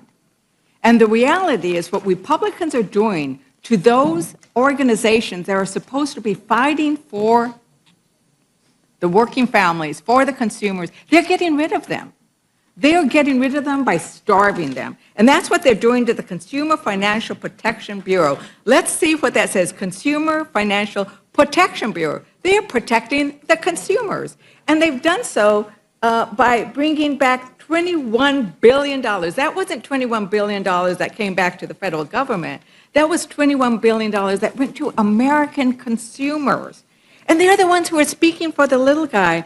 But this administration doesn't like the idea of organizations that go after fraudsters, that go after scammers, that go after, the auditors that are cheating, right? They want to get rid of that. So Maxine Waters, when they say that, by not giving enough funding and starving something like the Consumer Financial Protection Bureau, is that saving us any money? Or who's really getting hurt when they do that? A lot has been said about the Consumer Financial Protection Bureau, and I said something that I stand by, and that is the Republicans have hated it ever since it was initiated, and they have attacked it in so many ways. We've been in the courts even before this big bill. We've been in the courts at various times when they've tried to eliminate the way that they get their funding, who sits on the board, on and on and on. And they never give up. And now with this bill, what they have found ways to do is to actually cut the funding that's going to the Consumer Financial Protection Bureau. I was reminded that the CFPB is the only federal agency to examine the big banks and non-banks for compliance with consumer financial laws. And so here you have the Consumer Financial Protection Bureau dealing with the big banks and understanding why we should be concerned about them and the lack of risk management in some of those banks. And the bigger they are, and the more we allow these mergers to go on, the more they end up harming, our consumers. And the consumers need this protection. And without it, even though it was attempted here this evening to say consumers have protection in all these other ways, that is not true. And that is why the Consumer Financial Protection Bureau was initiated and founded with the Dodd-Frank reform bills that we did. You're talking about not only the big banks, but you're talking about all of the fraud that goes on in so many different ways, whether you're talking payday loans or rent to buy, all of these ways that the most vulnerable people are undermined and attacked in order to rip them off from the meager funds that often they have. And so the Consumer Financial Protection Bureau is very important to all of our constituents, whether they're in urban areas or rural areas. And for the rural areas, sometimes they get treated even worse with no protection from that side of the aisle. who do not consider the Consumer Financial Protection Bureau as important. And so everything that's been said here that have identified not only the $21 billion over the 14 years, but the way that people have had somewhere to turn to get these investigations and feel as if the government cares about them. It's absolutely true. Thank you so very much. You're And then the last point is I did, as we were talking about federal employees and what they're doing to federal employees in this bill, and the fact that we happen to have sitting right next to each other the oversight concerned about federal employees and the defense, right, House Armed Services, because it is our members of the who serve in the military then go on to serve in our country in a different way. 30% of our federal employees are veterans. And the idea that we would not support the amendment that Representative Lynch has brought, that was suggested by my colleague, of let's make sure we protect veterans as well. And, one last question, Ranking Member Smith. Why do you think that so many of our military end up serving America in our federal government?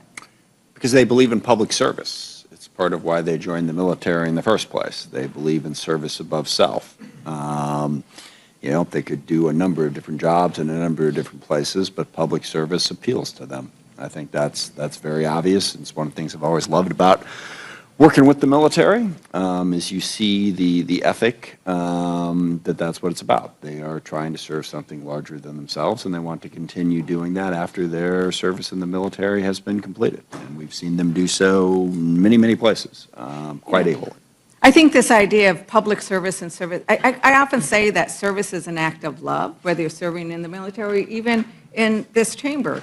And the idea that you are going to demonize and penalize those veterans, those federal employees who've already done so much for this country is really shameful. And, I am going to just say that it is now 4:20. And I think it is important that we are on this dais asking the question and taking the time, because this is 1,100 and something page bill. Americans don't know what's in it. And I do think that it is important that we end up going into and bringing light and maybe even sunlight by the time we get through all of these panels. But with that, Madam Chair, I yield back. Thank you, Ms. Leisure Fernandez. Mr. Norman, any questions? No questions, Madam Chairman. Thank you very much. Mr. Langworthy? I just, thank you, Madam Chair. I want to just take a moment and thank all the committee chairs for the countless hours and all the staff and the ranking members on both sides. This was an incredible legislative exercise. They have 11 committees produce this much work and the hundreds and hundreds of hours that have gone into the construction of our reconciliation. So I just want to show my gratitude there.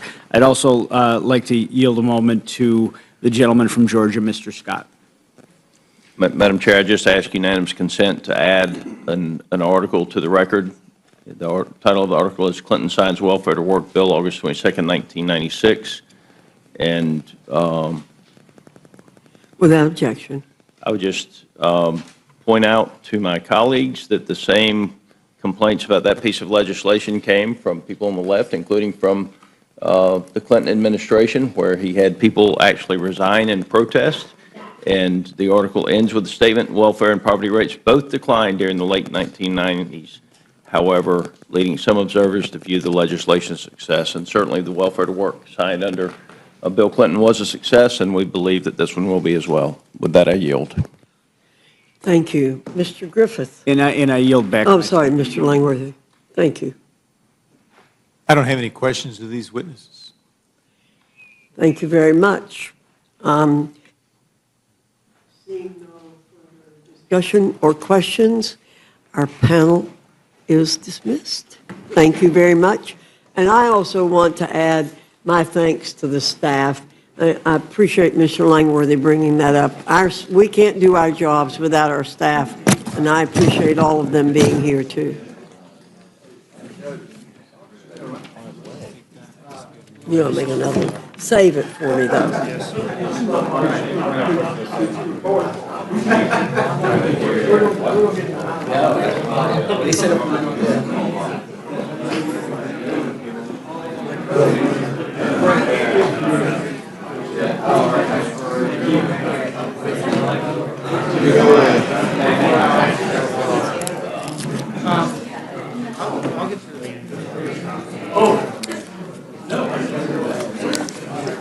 Big climbers in Dawson.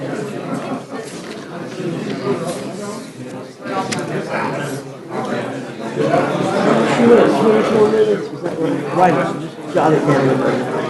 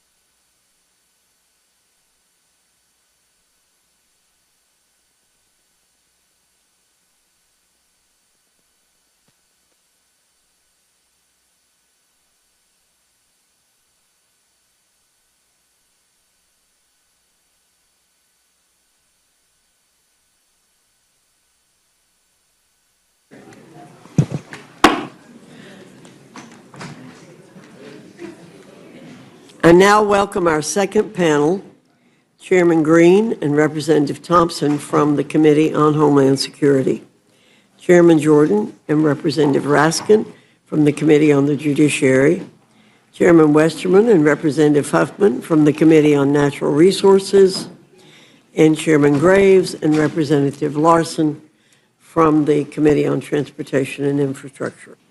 Your full statement will be submitted for the record. We ask that you summarize your statement in 5 minutes. Chairman Green, I welcome your testimony. Thank you, Chairwoman Fox, Ranking Member McGovern, and members of the Rules Committee. I'm pleased to be here with you this morning. From day one of their administration, former President Biden and Vice President Harris systematically and intentionally dismantled America's border security and gutted interior immigration enforcement, sending a clear message to the world that our borders were wide open. The consequences were staggering. U.S. Customs and Border Protection recorded roughly 13 million encounters of inadmissible aliens and gotaways, not counting the unknown gotaways. That number 4 times what happened in the first Trump administration. Border Patrol agents were overwhelmed and demoralized, and they were tasked to release tens of thousands of illegal immigrants every month.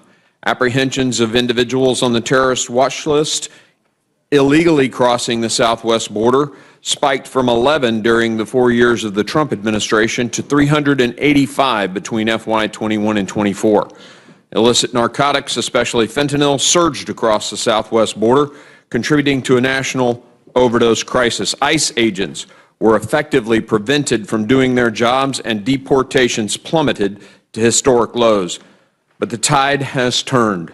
President Trump was decisively elected in large part because he promised to fix the self-inflicted crisis created by the prior administration. Now Border Patrol agents have returned to the front lines, empowered to enforce the law. Scores of criminal aliens are being detained and deported, and law and order is finally returning to our communities. The numbers make it clear. President Trump's approach to actually enforcing our laws works. Apprehensions at our borders have plummeted to never-before-seen levels. For example, monthly encounters at the southwest border dropped over 97% from a record high of over 301,000 in December of 23 to less than 8,400 in April of this year. The Trump administration is keeping its promises, and now we in Congress need to keep ours. Just like the president, every Republican ran on securing our border and enforcing our laws. If we fail to provide the necessary funding to the Department of Homeland Security to secure our border and restore law and order, we will show ourselves to be unworthy of the trust placed in us. Every budget recommendation that my committee advanced for inclusion in this bill is critical to maintaining the momentum that we have achieved so far. First, Title VI of this bill provides over $46 billion to finish construction of a strategically placed border barrier system. This system includes not only just steel and concrete bollards, but a full suite of technology and infrastructure such as lights, sensors, cameras, and access roads, giving agents the tools they need to secure the border and do their job safely and effectively. 90% of Border Patrol agents agree that a strategically based border wall system is a key part of their toolkit. Who are we as politicians sitting in our air-conditioned offices to deny them this invaluable resource they say they need? Our reconciliation package also provides $5 billion to improve and modernize Customs and Border Protection checkpoints and facilities. These checkpoints are critical to the border security mission. Reconciliation funding will also be used to invest in frontline personnel by providing more than $7 billion to increase the number of Border Patrol agents, Customs and Border Protection officers, air and marine agents, support staff, and eligible retired agents and officers. Without immediate and sustained investment in workforce expansion and retention, CBP risks further erosion of both effectiveness and morale, endangering not only border security, but also the well-being of those sworn to protect it. Title VI also invests in cutting-edge technology to help agents and officers interdict illicit contraband and drugs like fentanyl. As cartel tactics evolve, Congress must provide CBP with the cutting-edge technology they need to carry out President Trump's successful border security agenda. Our bill invests over $5 billion in modernizing and enhancing our border security and surveillance technologies, drones, ground sensors, enhanced communication systems, and surveillance towers at and between ports of entry. The bill will also provide $450 million to Operation Stone Garden, a grant program designed to help border states and local communities enhance their own security. Republicans are focused on what actually matters, providing proper funding so that DHS law enforcement can carry out their border security mission, protect our country, and secure the homeland. We have a historic opportunity to make the country we love safer and more secure. Let's keep our promises and get reconciliation done. I yield. Thank you, Chairman Green. Mr. Thompson, you're recognized. Chairwoman Fox, Ranking Member McGovern, members of the Rules Committee. I normally use this time to thank you for the opportunity to discuss this bill, but this dead of night hearing is one of the most shameful games I've ever seen played on the American public in my nearly 60 years of public service. The Homeland Security title of this scam of a bill was developed without any of the standard oversight and discussion with the Department of Homeland Security that would normally go along with funding numbers so big. The bill recklessly throws an enormous amount of taxpayer money at the border to buy the votes of Republicans who are reluctant to support the massive billionaire tax giveaways and devastating health care cuts that really motivate this piece of legislation. In other words, the Homeland Security title of the bill is like putting lipstick on a pig. But in many ways, the reality of these 9 pages of legislative text is even worse than that, because it steals money from the American taxpayer and gives it to the Trump administration to decimate DHS and attack the Constitution. President Trump and Secretary Noem are unconstitutionally dismantling DHS and making us less safe in the process. They are firing hundreds of civil servants, freezing grants, eliminating the watchdogs who protect Americans, and failing to respond to natural disasters across the country. Several of you have natural disasters ongoing in your district, and you have weekly requests for approval of other natural disasters. Under Trump and Noem, DHS is detaining and deporting American children with cancer, punishing students for engaging in protected First Amendment activity, and denying the due process to individuals, including those in the country legally. When the Trump administration spends its resources harassing, rounding up, and deporting American citizens, legal permanent residents, and international students in the name of border security, it is ignoring real threats from terrorism, domestic violent extremism, and gun violence. Just last weekend, a fertility clinic in Palm Springs, California, was bombed in a domestic terrorist attack. Domestic violent extremism represents one of the biggest threats to the homeland, and this bill doesn't spend a dime on it. It does, however, spend $46.5 billion on Trump's failed border wall, which, I may remind this committee, Trump originally said Mexico would pay for it. That amount for the failed border wall is 10 times what the bill spends on Customs and Border Protection personnel, and it nearly doubles what the Armed Services title of the bill dedicates to the technology complex so-called Golden Dome Domestic Missile Defense Program. If the Trump administration's cruel policies alone have been as successful as Secretary Noem and Chairman Green like to claim, why are billions and billions of additional funds necessary at all? We got some insight into that question last week when Secretary Noem took a break from her costume changes and photo ops to ask the Appropriation Committee for a new $50 million private jet. See, Rolexes are not enough for our made-for-TV Secretary of Homeland Security. She needs a new Gulfstream 5, too. Never mind that the Coast Guard has much older equipment in service they use daily for life-saving missions. Those aircrafts should be replaced first. This reconciliation package allows the Homeland Security Department to create a slush fund that enables the worst excesses of this administration, like private jets for the Secretary and securing the President's multi-million-dollar golfing vacation at his branded properties. This bill may be big, but it's far from beautiful. In fact, it's beyond irresponsible. Earlier, I described Homeland Security portion of this bill as putting lipstick on a pig. I come from an agricultural district as well as a part of the country. So let me use another farming analogy to wrap up. We may be here in the dead of night, but you do not need the light of day to smell manure. The American people are not going to be fooled by any middle of the night manure slinging here. As my dear friend Congresswoman Dina Titus once said in a Homeland Security Committee markup, you can't shovel shit and call it sugar. The American people are constituents, and they won't make mistakes what is being shoveled in this room tonight because it stinks to high heaven.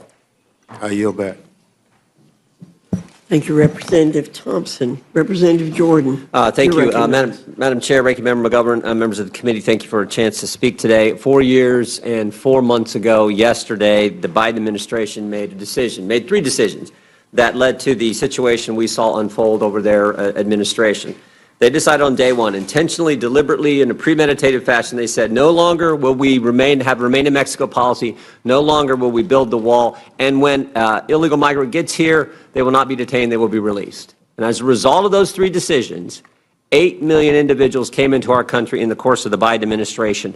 This legislation that we put together, working closely with Chairman Green and his committee, we think will help alleviate and correct the situation that they deliberately, intentionally allowed to happen back 4 years ago. I won't read through mine. I will just say this. I think we focused on sort of three things. First of all, I'm proud of our committee's work in that the Budget Committee tasked us to spend $110 billion over the time frame. Instead, we wound up spending, allocating resources of about $80 billion over that time frame. And we initially weren't tasked with raising any revenue, but we did in our bill with $66 billion in revenue raised. So we netted out at a much better position than what we were initially allocated to do, or instructed to do, I should say, by the Budget Committee. The resources we have in this bill, in short, will allow for 10,000 new ICE agents, 100,000 new detention beds, and the resources for the repatriation of 1 million migrants over the course of the Trump administration. And finally, I would say we adopted a principle with the revenue, which said instead of the American taxpayer footing the bill for migrants and aliens who come to our country, we think there should be fees on those individuals to help deal with the processing and the security of our border. So a simple, kind of a fundamental change in thinking, I think, that we adopted at the Judiciary Committee. Let's have the individual applying for the visa, the person who wants to come and enter the greatest country in history. We think they should pay the cost for the processing and for the security of our border, and that's why we were able to raise the revenue that we did in the legislation. And with that, I would yield back and look forward to questions.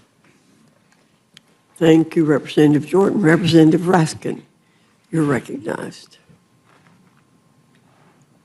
Thank you, Madam Chair, Mr. McGovern, distinguished members of the committee.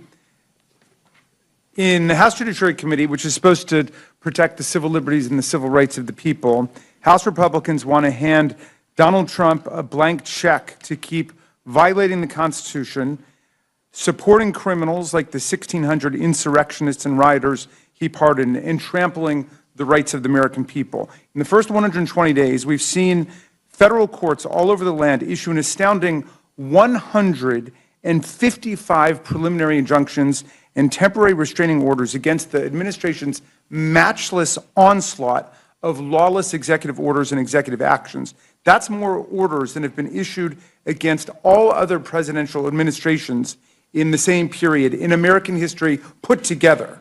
And I'd love to take you through all of them, but we obviously don't have the time. But, you know, last week the Supreme Court heard oral argument on President Trump's first executive order purporting to nullify birthright citizenship in America. That's been struck down by 4 different district court judges: an Obama judge, a Biden judge, a Reagan judge, and a Bush judge. And the Reagan judge wrote the most blistering opinion of all. He said that of his 4 decades on the bench, this was the easiest case he'd ever seen because it was such a blatantly unconstitutional executive order. It collides with the very first sentence of the 14th Amendment, which says all persons born or naturalized in the United States and subject to the jurisdiction thereof are citizens of the United States. So you don't have to be a lawyer to understand that. You just have to know how to read. And so all of these courts across the land, Republican judges, Democratic judges, appeals court judges, district judges, are striking down the lawlessness of Donald Trump and his emerging gangster state.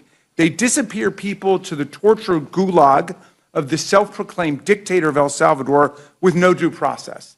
They sack tens of thousands of professional civil service workers, air traffic controllers, food and drug inspectors, cancer researchers, and Forest Service firefighters with no due process in outrageous violation of the civil service laws. They strip college students of their student visas for writing op-eds in the campus newspaper that the president disagrees with in direct violation of due process and the First Amendment.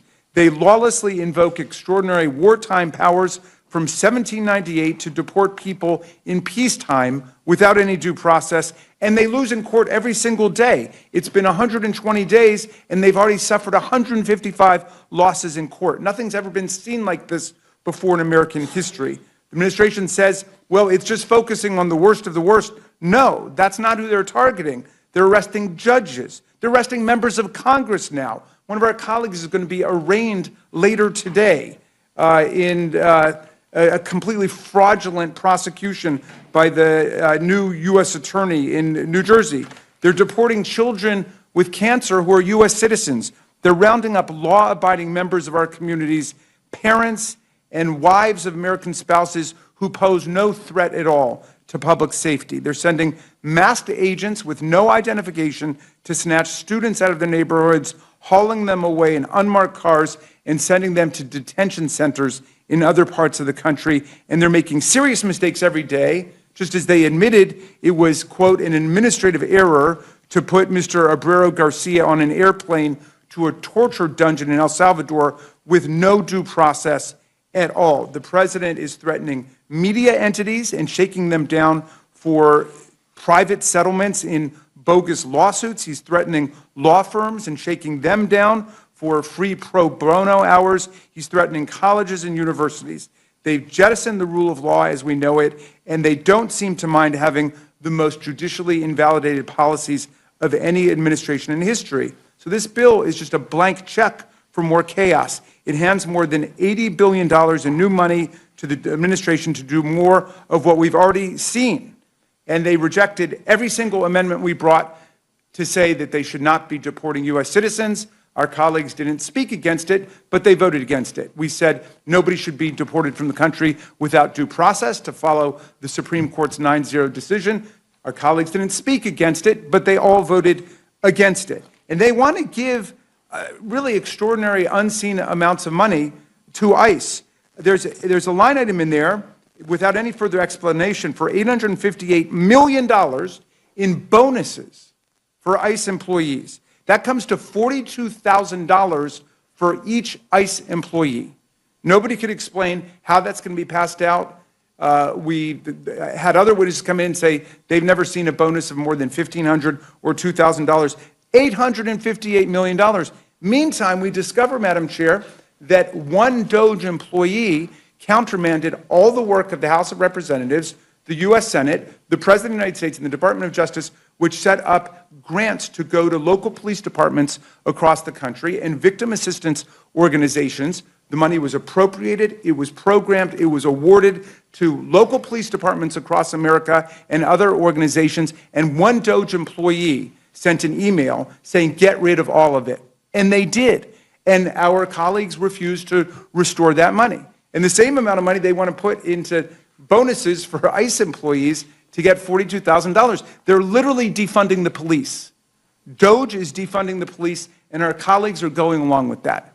And so the Republican Party is now defunding the police across America. So we would urge you to accept our amendment restoring that money that was deleted by one DOJ employee who spent his entire career working for Elon Musk and at Tesla, came here without knowing anything about Congress or how government works, and he deleted all of that money going to local departments. So This bill is a monstrosity, and it just further swells a bloated the immigration bureaucracy. Nobody can even really say where the money's going, and we're not dealing with the real justice problems of America. Thank you for your indulgence, Madam Chair. I yield back. Thank you, Mr. Raskin. Chairman Westerman, you're recognized. Chairman Fox, Ranking Member McGovern, and members of the committee, good morning, and thank you for the opportunity to testify today on the House Committee on Natural Resources Reconciliation title, which far exceeds our committee's instructions by kickstarting a golden age of American energy and wisely stewarding our natural resources. Madam Chair, there's been an attack on American energy that goes back to the Biden administration, where political science versus real science has ruled the day, and Washington's been playing games with our energy security, with our energy production here at home, and we're in a tough position right now because of the increased demand for energy resources. But thank goodness Republicans, President Trump has made energy dominance a priority of the Republican Party, and that's outlined in the House Committee on Natural Resources part of the reconciliation bill. And according to preliminary estimates provided by the Congressional Budget Office, our committee will generate over $20 billion in savings and new revenue for the federal government by putting the wealth of our natural resources to work and doing that cleanly, safely, responsibly, and reining in wasteful spending. But that's really only part of the story, because we've received outside scoring from the Energy Policy Research Foundation that projects that our title will generate as much as $91.5 billion of new savings and revenue. You see, the CBO only scores development of natural resources based on things like royalty rates that come into the federal government. They ignore the economic impact that you get when you develop resources. They ignore that if you drill a new well platform, it takes a tremendous amount of supply chain to build that. They ignore the fact that it's going to employ people. They ignore the fact that for 50 years, the tax revenue to the federal government has been about 17.5% of the GDP. So if you grow the economy, you're also growing the revenue coming in to the federal government. But again, we had a $1 billion instruction, and we're 20 times that. Another example, an economic study by the Energy and Industrial Advisory Partners examined the impact of holding just 2 offshore oil and natural gas lease sales in the Gulf of America per year, and semi-annual lease sales in Alaska's Cook Inlet. This is a plan that's similar to provisions included in our legislation. They project that these sales alone would increase revenue by $230 million annually, boost our GDP by $1.3 billion each year, and create nearly 16,000 jobs. That's the kind of economic growth that our country needs, and at the same time, we can become energy dominant while we're doing that. We've worked very closely with our dais, with fellow members of Congress, state and local leaders, stakeholders, and our colleagues in the Senate to create a new revenue and savings for the federal government by answering the call to unleash American energy dominance. And as we know, global demand for affordable, reliable energy is rising at an exponential rate. This presents a fiscal opportunity for the United States to generate immense wealth for our nation by being an energy provider to the world. President Trump has made it clear that America will rise to meet the occasion, and we're happy to help support those efforts with our language in the reconciliation bill. As I mentioned, demand for energy resources is increasing exponentially, and we can develop our own energy and our mineral resources right here at home. Our country has been blessed with abundant resources, but we have this not in my backyard mentality that's hurting the American economy, it's hurting the federal budget, and it's hurting, maybe more importantly, our national security. This just isn't an issue of economic growth and prosperity, but it's also critical to our national security. Our committee's legislation creates new revenue sources for the federal government. It establishes a process for project sponsors to pay a significant fee to ensure delivery of environmental reviews in under a year, and guards themselves against frivolous lawsuits. In addition to raising nearly $1 billion in new revenue for the federal government, it will restore common sense to federal permitting processes that often lag for years, costing taxpayers billions of dollars, delaying much-needed development and innovation, and doing absolutely nothing for the environment. These processes actually hurt the environment by delaying these projects and making the world depend on energy from places like the Middle East and Russia and Venezuela. Additionally, we're investing $2.5 billion in water storage and conveyance infrastructure projects across the West. We've directed the Forest Service and Bureau of Land Management to utilize long-term timber sale contracts. CBO has estimated our forestry provisions would generate more than $157 million, but that's just a fraction of the economic benefit that will happen if we start utilizing our resources, because we're going to have to build mills and infrastructure. There's going to take workers to do these jobs that are high-paying jobs in rural areas. And again, we're going to get that economic impact of growth and development from developing our resources. There's a lot more to talk about. I'm sure there will be a lot of questions, but I urge the committee to report an appropriate rule so that our reconciliation legislation may be considered in the House. Thank you. I look forward to your questions, and I yield back. Thank you, Mr. Westerman. Representative Huffman, you're recognized. Good morning, Madam Chair, Ranking Member McGovern, colleagues. Appreciate this opportunity to testify here at 5 a.m. on the big billionaire boondoggle bill. We know that it rips off millions of Americans by taking away vital services in order to finance billionaire tax cuts. But there's another part of this bill that we need to discuss, and that is the fact that it is the most extreme anti-environment bill in American history. Powerful groups that underwrite the GOP have decided that now is the moment to strike, to auction off millions of acres of pristine public lands to industry, to mandate a massive expansion of offshore drilling, putting communities from Alaska to Florida at risk of catastrophic oil spills, to lock up millions of acres for new coal leasing, to make it impossible to challenge or even question unlawful polluting projects, and to give wealthy developers a new golden age of grift, apparently, a pay-to-play permitting process where they can write their own environmental reviews and buy legal immunity from lawsuits, even if their projects are dangerous and violate the law. And of course, at the tail end of that late-night markup, there's a little bit of a pattern here in the Natural Resources Committee. A provision was added to sell off hundreds of thousands of acres of land in Nevada and Utah. Most Americans hate all of this. They cherish our public lands. They value clean air, clean water, and wildlife, and they reject billionaire giveaways. That's why Republicans have had to jam all of this stuff into budget reconciliation. That's why we're here in the dark of night. Republicans are doing everything they can to avoid scrutiny, to avoid even talking about what's actually in this legislation. This dark of night approach is the only way that these extreme and toxic policies can pass. But Americans are going to see this for what it is, and that is a betrayal. We all remember Donald Trump promising to deliver the cleanest air and water.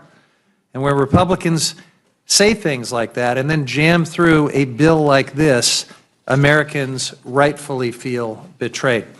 It's the same with Trump's promises to lower costs, grow the economy, protect Medicaid. I mean, he must have had his fingers crossed because he's crashing the economy, driving up costs for American families, and pushing House Republicans to jam through this bill that makes all of it worse. Across multiple committees, this bill doubles down on dirty fossil fuels of the past and crushes the growing clean energy economy of the future, increasing electricity costs for families and factories.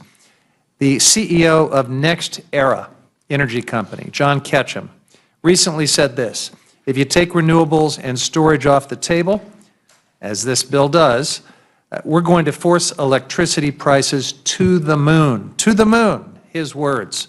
You know, when Trump promised a mission to the moon, that was supposed to be astronauts, not your electricity bill. The natural resource title of this bill, which we call the Environmental Liquidation for Billionaires Act, is a massive betrayal of anyone who values clean air and water, wildlife, outdoor recreation, pristine public lands, sacred tribal sites, or anyone who wants affordable electric bills. That's why my Democratic colleagues and I have been sounding the alarm, because this is much more than just bad policy. It's a seismic shift in who our government is even working for. This bill gives away billions in subsidies, new subsidies, to the coal industry, to corporate irrigators, and to big oil, and at the same time it rescinds billions from programs that actually serve our communities, like funding for our national parks, coastal restoration, and healthy fisheries for coastal communities. Now, when Democrats offered amendments to protect tribal sovereignty, to hold polluters accountable, to ensure fair returns for taxpayers, Republicans rejected every single one. And then they slipped in that late-night provision at midnight of our markup to sell off hundreds of thousands of acres of public lands in Nevada and Utah without maps, without notice, without any explanation. Only after the markup did we learn from media reports that this bill is a thinly veiled and corrupt water grab. The through line across these provisions is clear. Prioritize short-term profits for billionaires and corporate polluters over clean air, clean water, and a livable planet for everyone else. We've seen this playbook before. Cut taxes for the rich, gut public services and protections, hope no one notices until it's too late. But, Madam Chair, people are paying attention, even now, at 5 a.m. They see a Republican majority that won't defend this bill in the light of day and won't explain why polluters deserve a free pass while families lose health care and food assistance and get stuck with higher electric bills. And the American people are going to see Democrats continue speaking out and standing firm on the idea that public lands belong to the public, not to big oil, not to foreign mining companies, not to billionaires or corporate polluters. I urge this committee to reject and strike this title. It doesn't serve the American people. It serves the people who already take too much and want even more. I yield back. Thank you, Representative Huffman. Chairman Graves, you're recognized. Thanks, Chairman Fox and Ranking Member McGovern. So the Transportation and Infrastructure Committee produced recommendations to meet our instructions by combining critical investments in border security, our national defense, and needed modernization of air traffic control with cuts to wasteful spending and some other deficit-reducing measures. For more than 20 years, the Coast Guard, for instance, has received less than half of the capital investment necessary to successfully carry out its critical missions. To support the Coast Guard, we've provided more than $21 billion to recapitalize Coast Guard assets, including the acquisition of cutters, aircraft, icebreakers, while it also funds the construction of facilities needed to support their new assets. With more than half of the total funding going towards maritime assets, we're also aligning with the President's recent executive order to strengthen America's shipbuilding capabilities. Additionally, following the tragic aviation accidents in recent months, this committee has heard directly from stakeholders and the administration about the need to improve the safety and reliability of our nation's aviation system. The FAA faces some serious operational and financial challenges due to its aging infrastructure and workforce shortages. In response, the committee provides a $12.5 billion down payment for the air traffic control modernization efforts. This down payment allows the administration to immediately begin replacing critical communications infrastructure, radar systems, and also invest in runway safety and airport surveillance, surface surveillance projects. It also replaces air traffic control towers and TRACONs and funds our air traffic controller recruitment, retention, and training issues. Finally, we address the chronic highway trust fund shortfall in a meaningful way for the first time in more than 30 years. The Congressional Budget Office projects a $142 billion cumulative shortfall in the Highway Trust Fund over the 5-year period following the expiration of the current authorization. So put simply, the system for funding our federal surface transportation programs is broken. And our recommendation is to implement a $250 annual fee on electric vehicles and a $100 annual fee on hybrid vehicles and deposit all of those collections in the Highway Trust Fund. For too long, EVs operated on our nation's roads without paying into the system, which is primarily funded by federal taxes on gasoline and diesel. Plain and simple, this is a fairness issue. And it's time these roadway users directly pay into the system that supports the very highways that they drive on. We all want to invest in the Coast Guard. We all want to rebuild our air traffic control system and finally address the broken highway trust fund. And I believe our recommendations deliver on those objectives. And thank you for the opportunity to testify, and be happy to answer any questions. Thank you, Mr. Graves. Representative Larson, you are recognized. Thank you, Chair Fox and Ranking Member McGovern and members of the committee. Chair Graves and I appear today with conflicting views on the T&I committee title, a departure from our regular work on the committee and our preference of working together. And Democrats stand ready to advance bipartisan solutions to support the Coast Guard, to improve our air traffic control system, and to shore up investments in surface transportation. But Republican leadership has not gathered us here in the middle of the night to invest in job-creating infrastructure. This morning is about jamming through a fiscally reckless package that provides a gut punch to working families. This bill makes the largest cuts to health care access and food assistance in American history, ripping away health care from 13 million Americans and taking food assistance away from millions of families, not to reduce the deficit, but to hand out tax breaks to billionaires. Democrats support job-creating infrastructure investments. We use the gavel to enact historic levels of funding for all means of travel, to promote clean energy, to support supply chain improvements, to modernize water infrastructure, and to build and connect stronger, healthier communities. Democrats want to keep these investments going. And I'm deeply concerned that the Republican budget will cut our committee off at the knees as we're trying to address bipartisan priorities for the rest of this Congress. Next September, the T&I committee has to reckon with $200 billion in investments that will end, including $66 billion to improve and expand rail service and improve rail safety, $47 billion to fix or replace aging and deficient bridges, $25 billion to upgrade airports and control towers, $21 billion to give more people access to safe, affordable transit, $13 billion for clean water in more communities, and $2 billion to boost the supply chain through safer and more efficient ports. The budget resolution that underlines the reconciliation bill does not continue these investments beyond fiscal year 2026. In addition, the Highway Trust Fund faces a shortfall of over $140 billion over the next 5 years that Congress will have to address. Communities in every state and county rely on these investments that the T&I committee provides through the bill. Unfortunately, this budget resolution provides little comfort that job-creating infrastructure investments will later materialize for transportation, for water infrastructure, or disaster preparedness and response.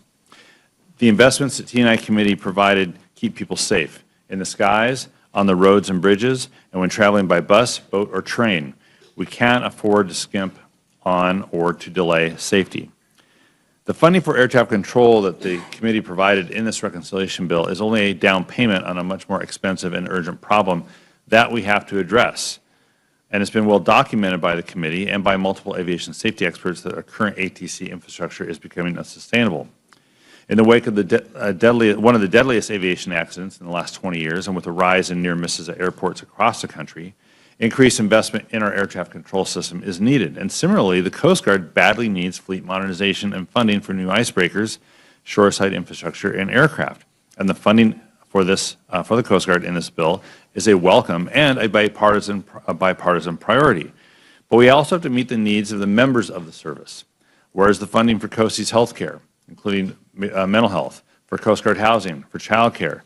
Coast Guard cutters and aircraft do not operate by themselves, and we can't forget the needs of the women and men who serve in our Coast Guard.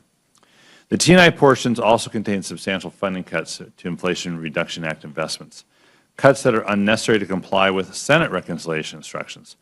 Targeting these locally selected projects for rescission is a direct attack on communities we represent. In particular, the rescission of neighborhood access grants claws back 80 grants that have already been awarded to many of our districts, including to 41 Republican-held districts.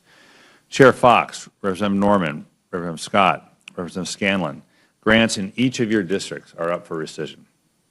Constituents in many of our districts have spent time and resources applying for these grants, and they're relying on the announced funds in their budgets.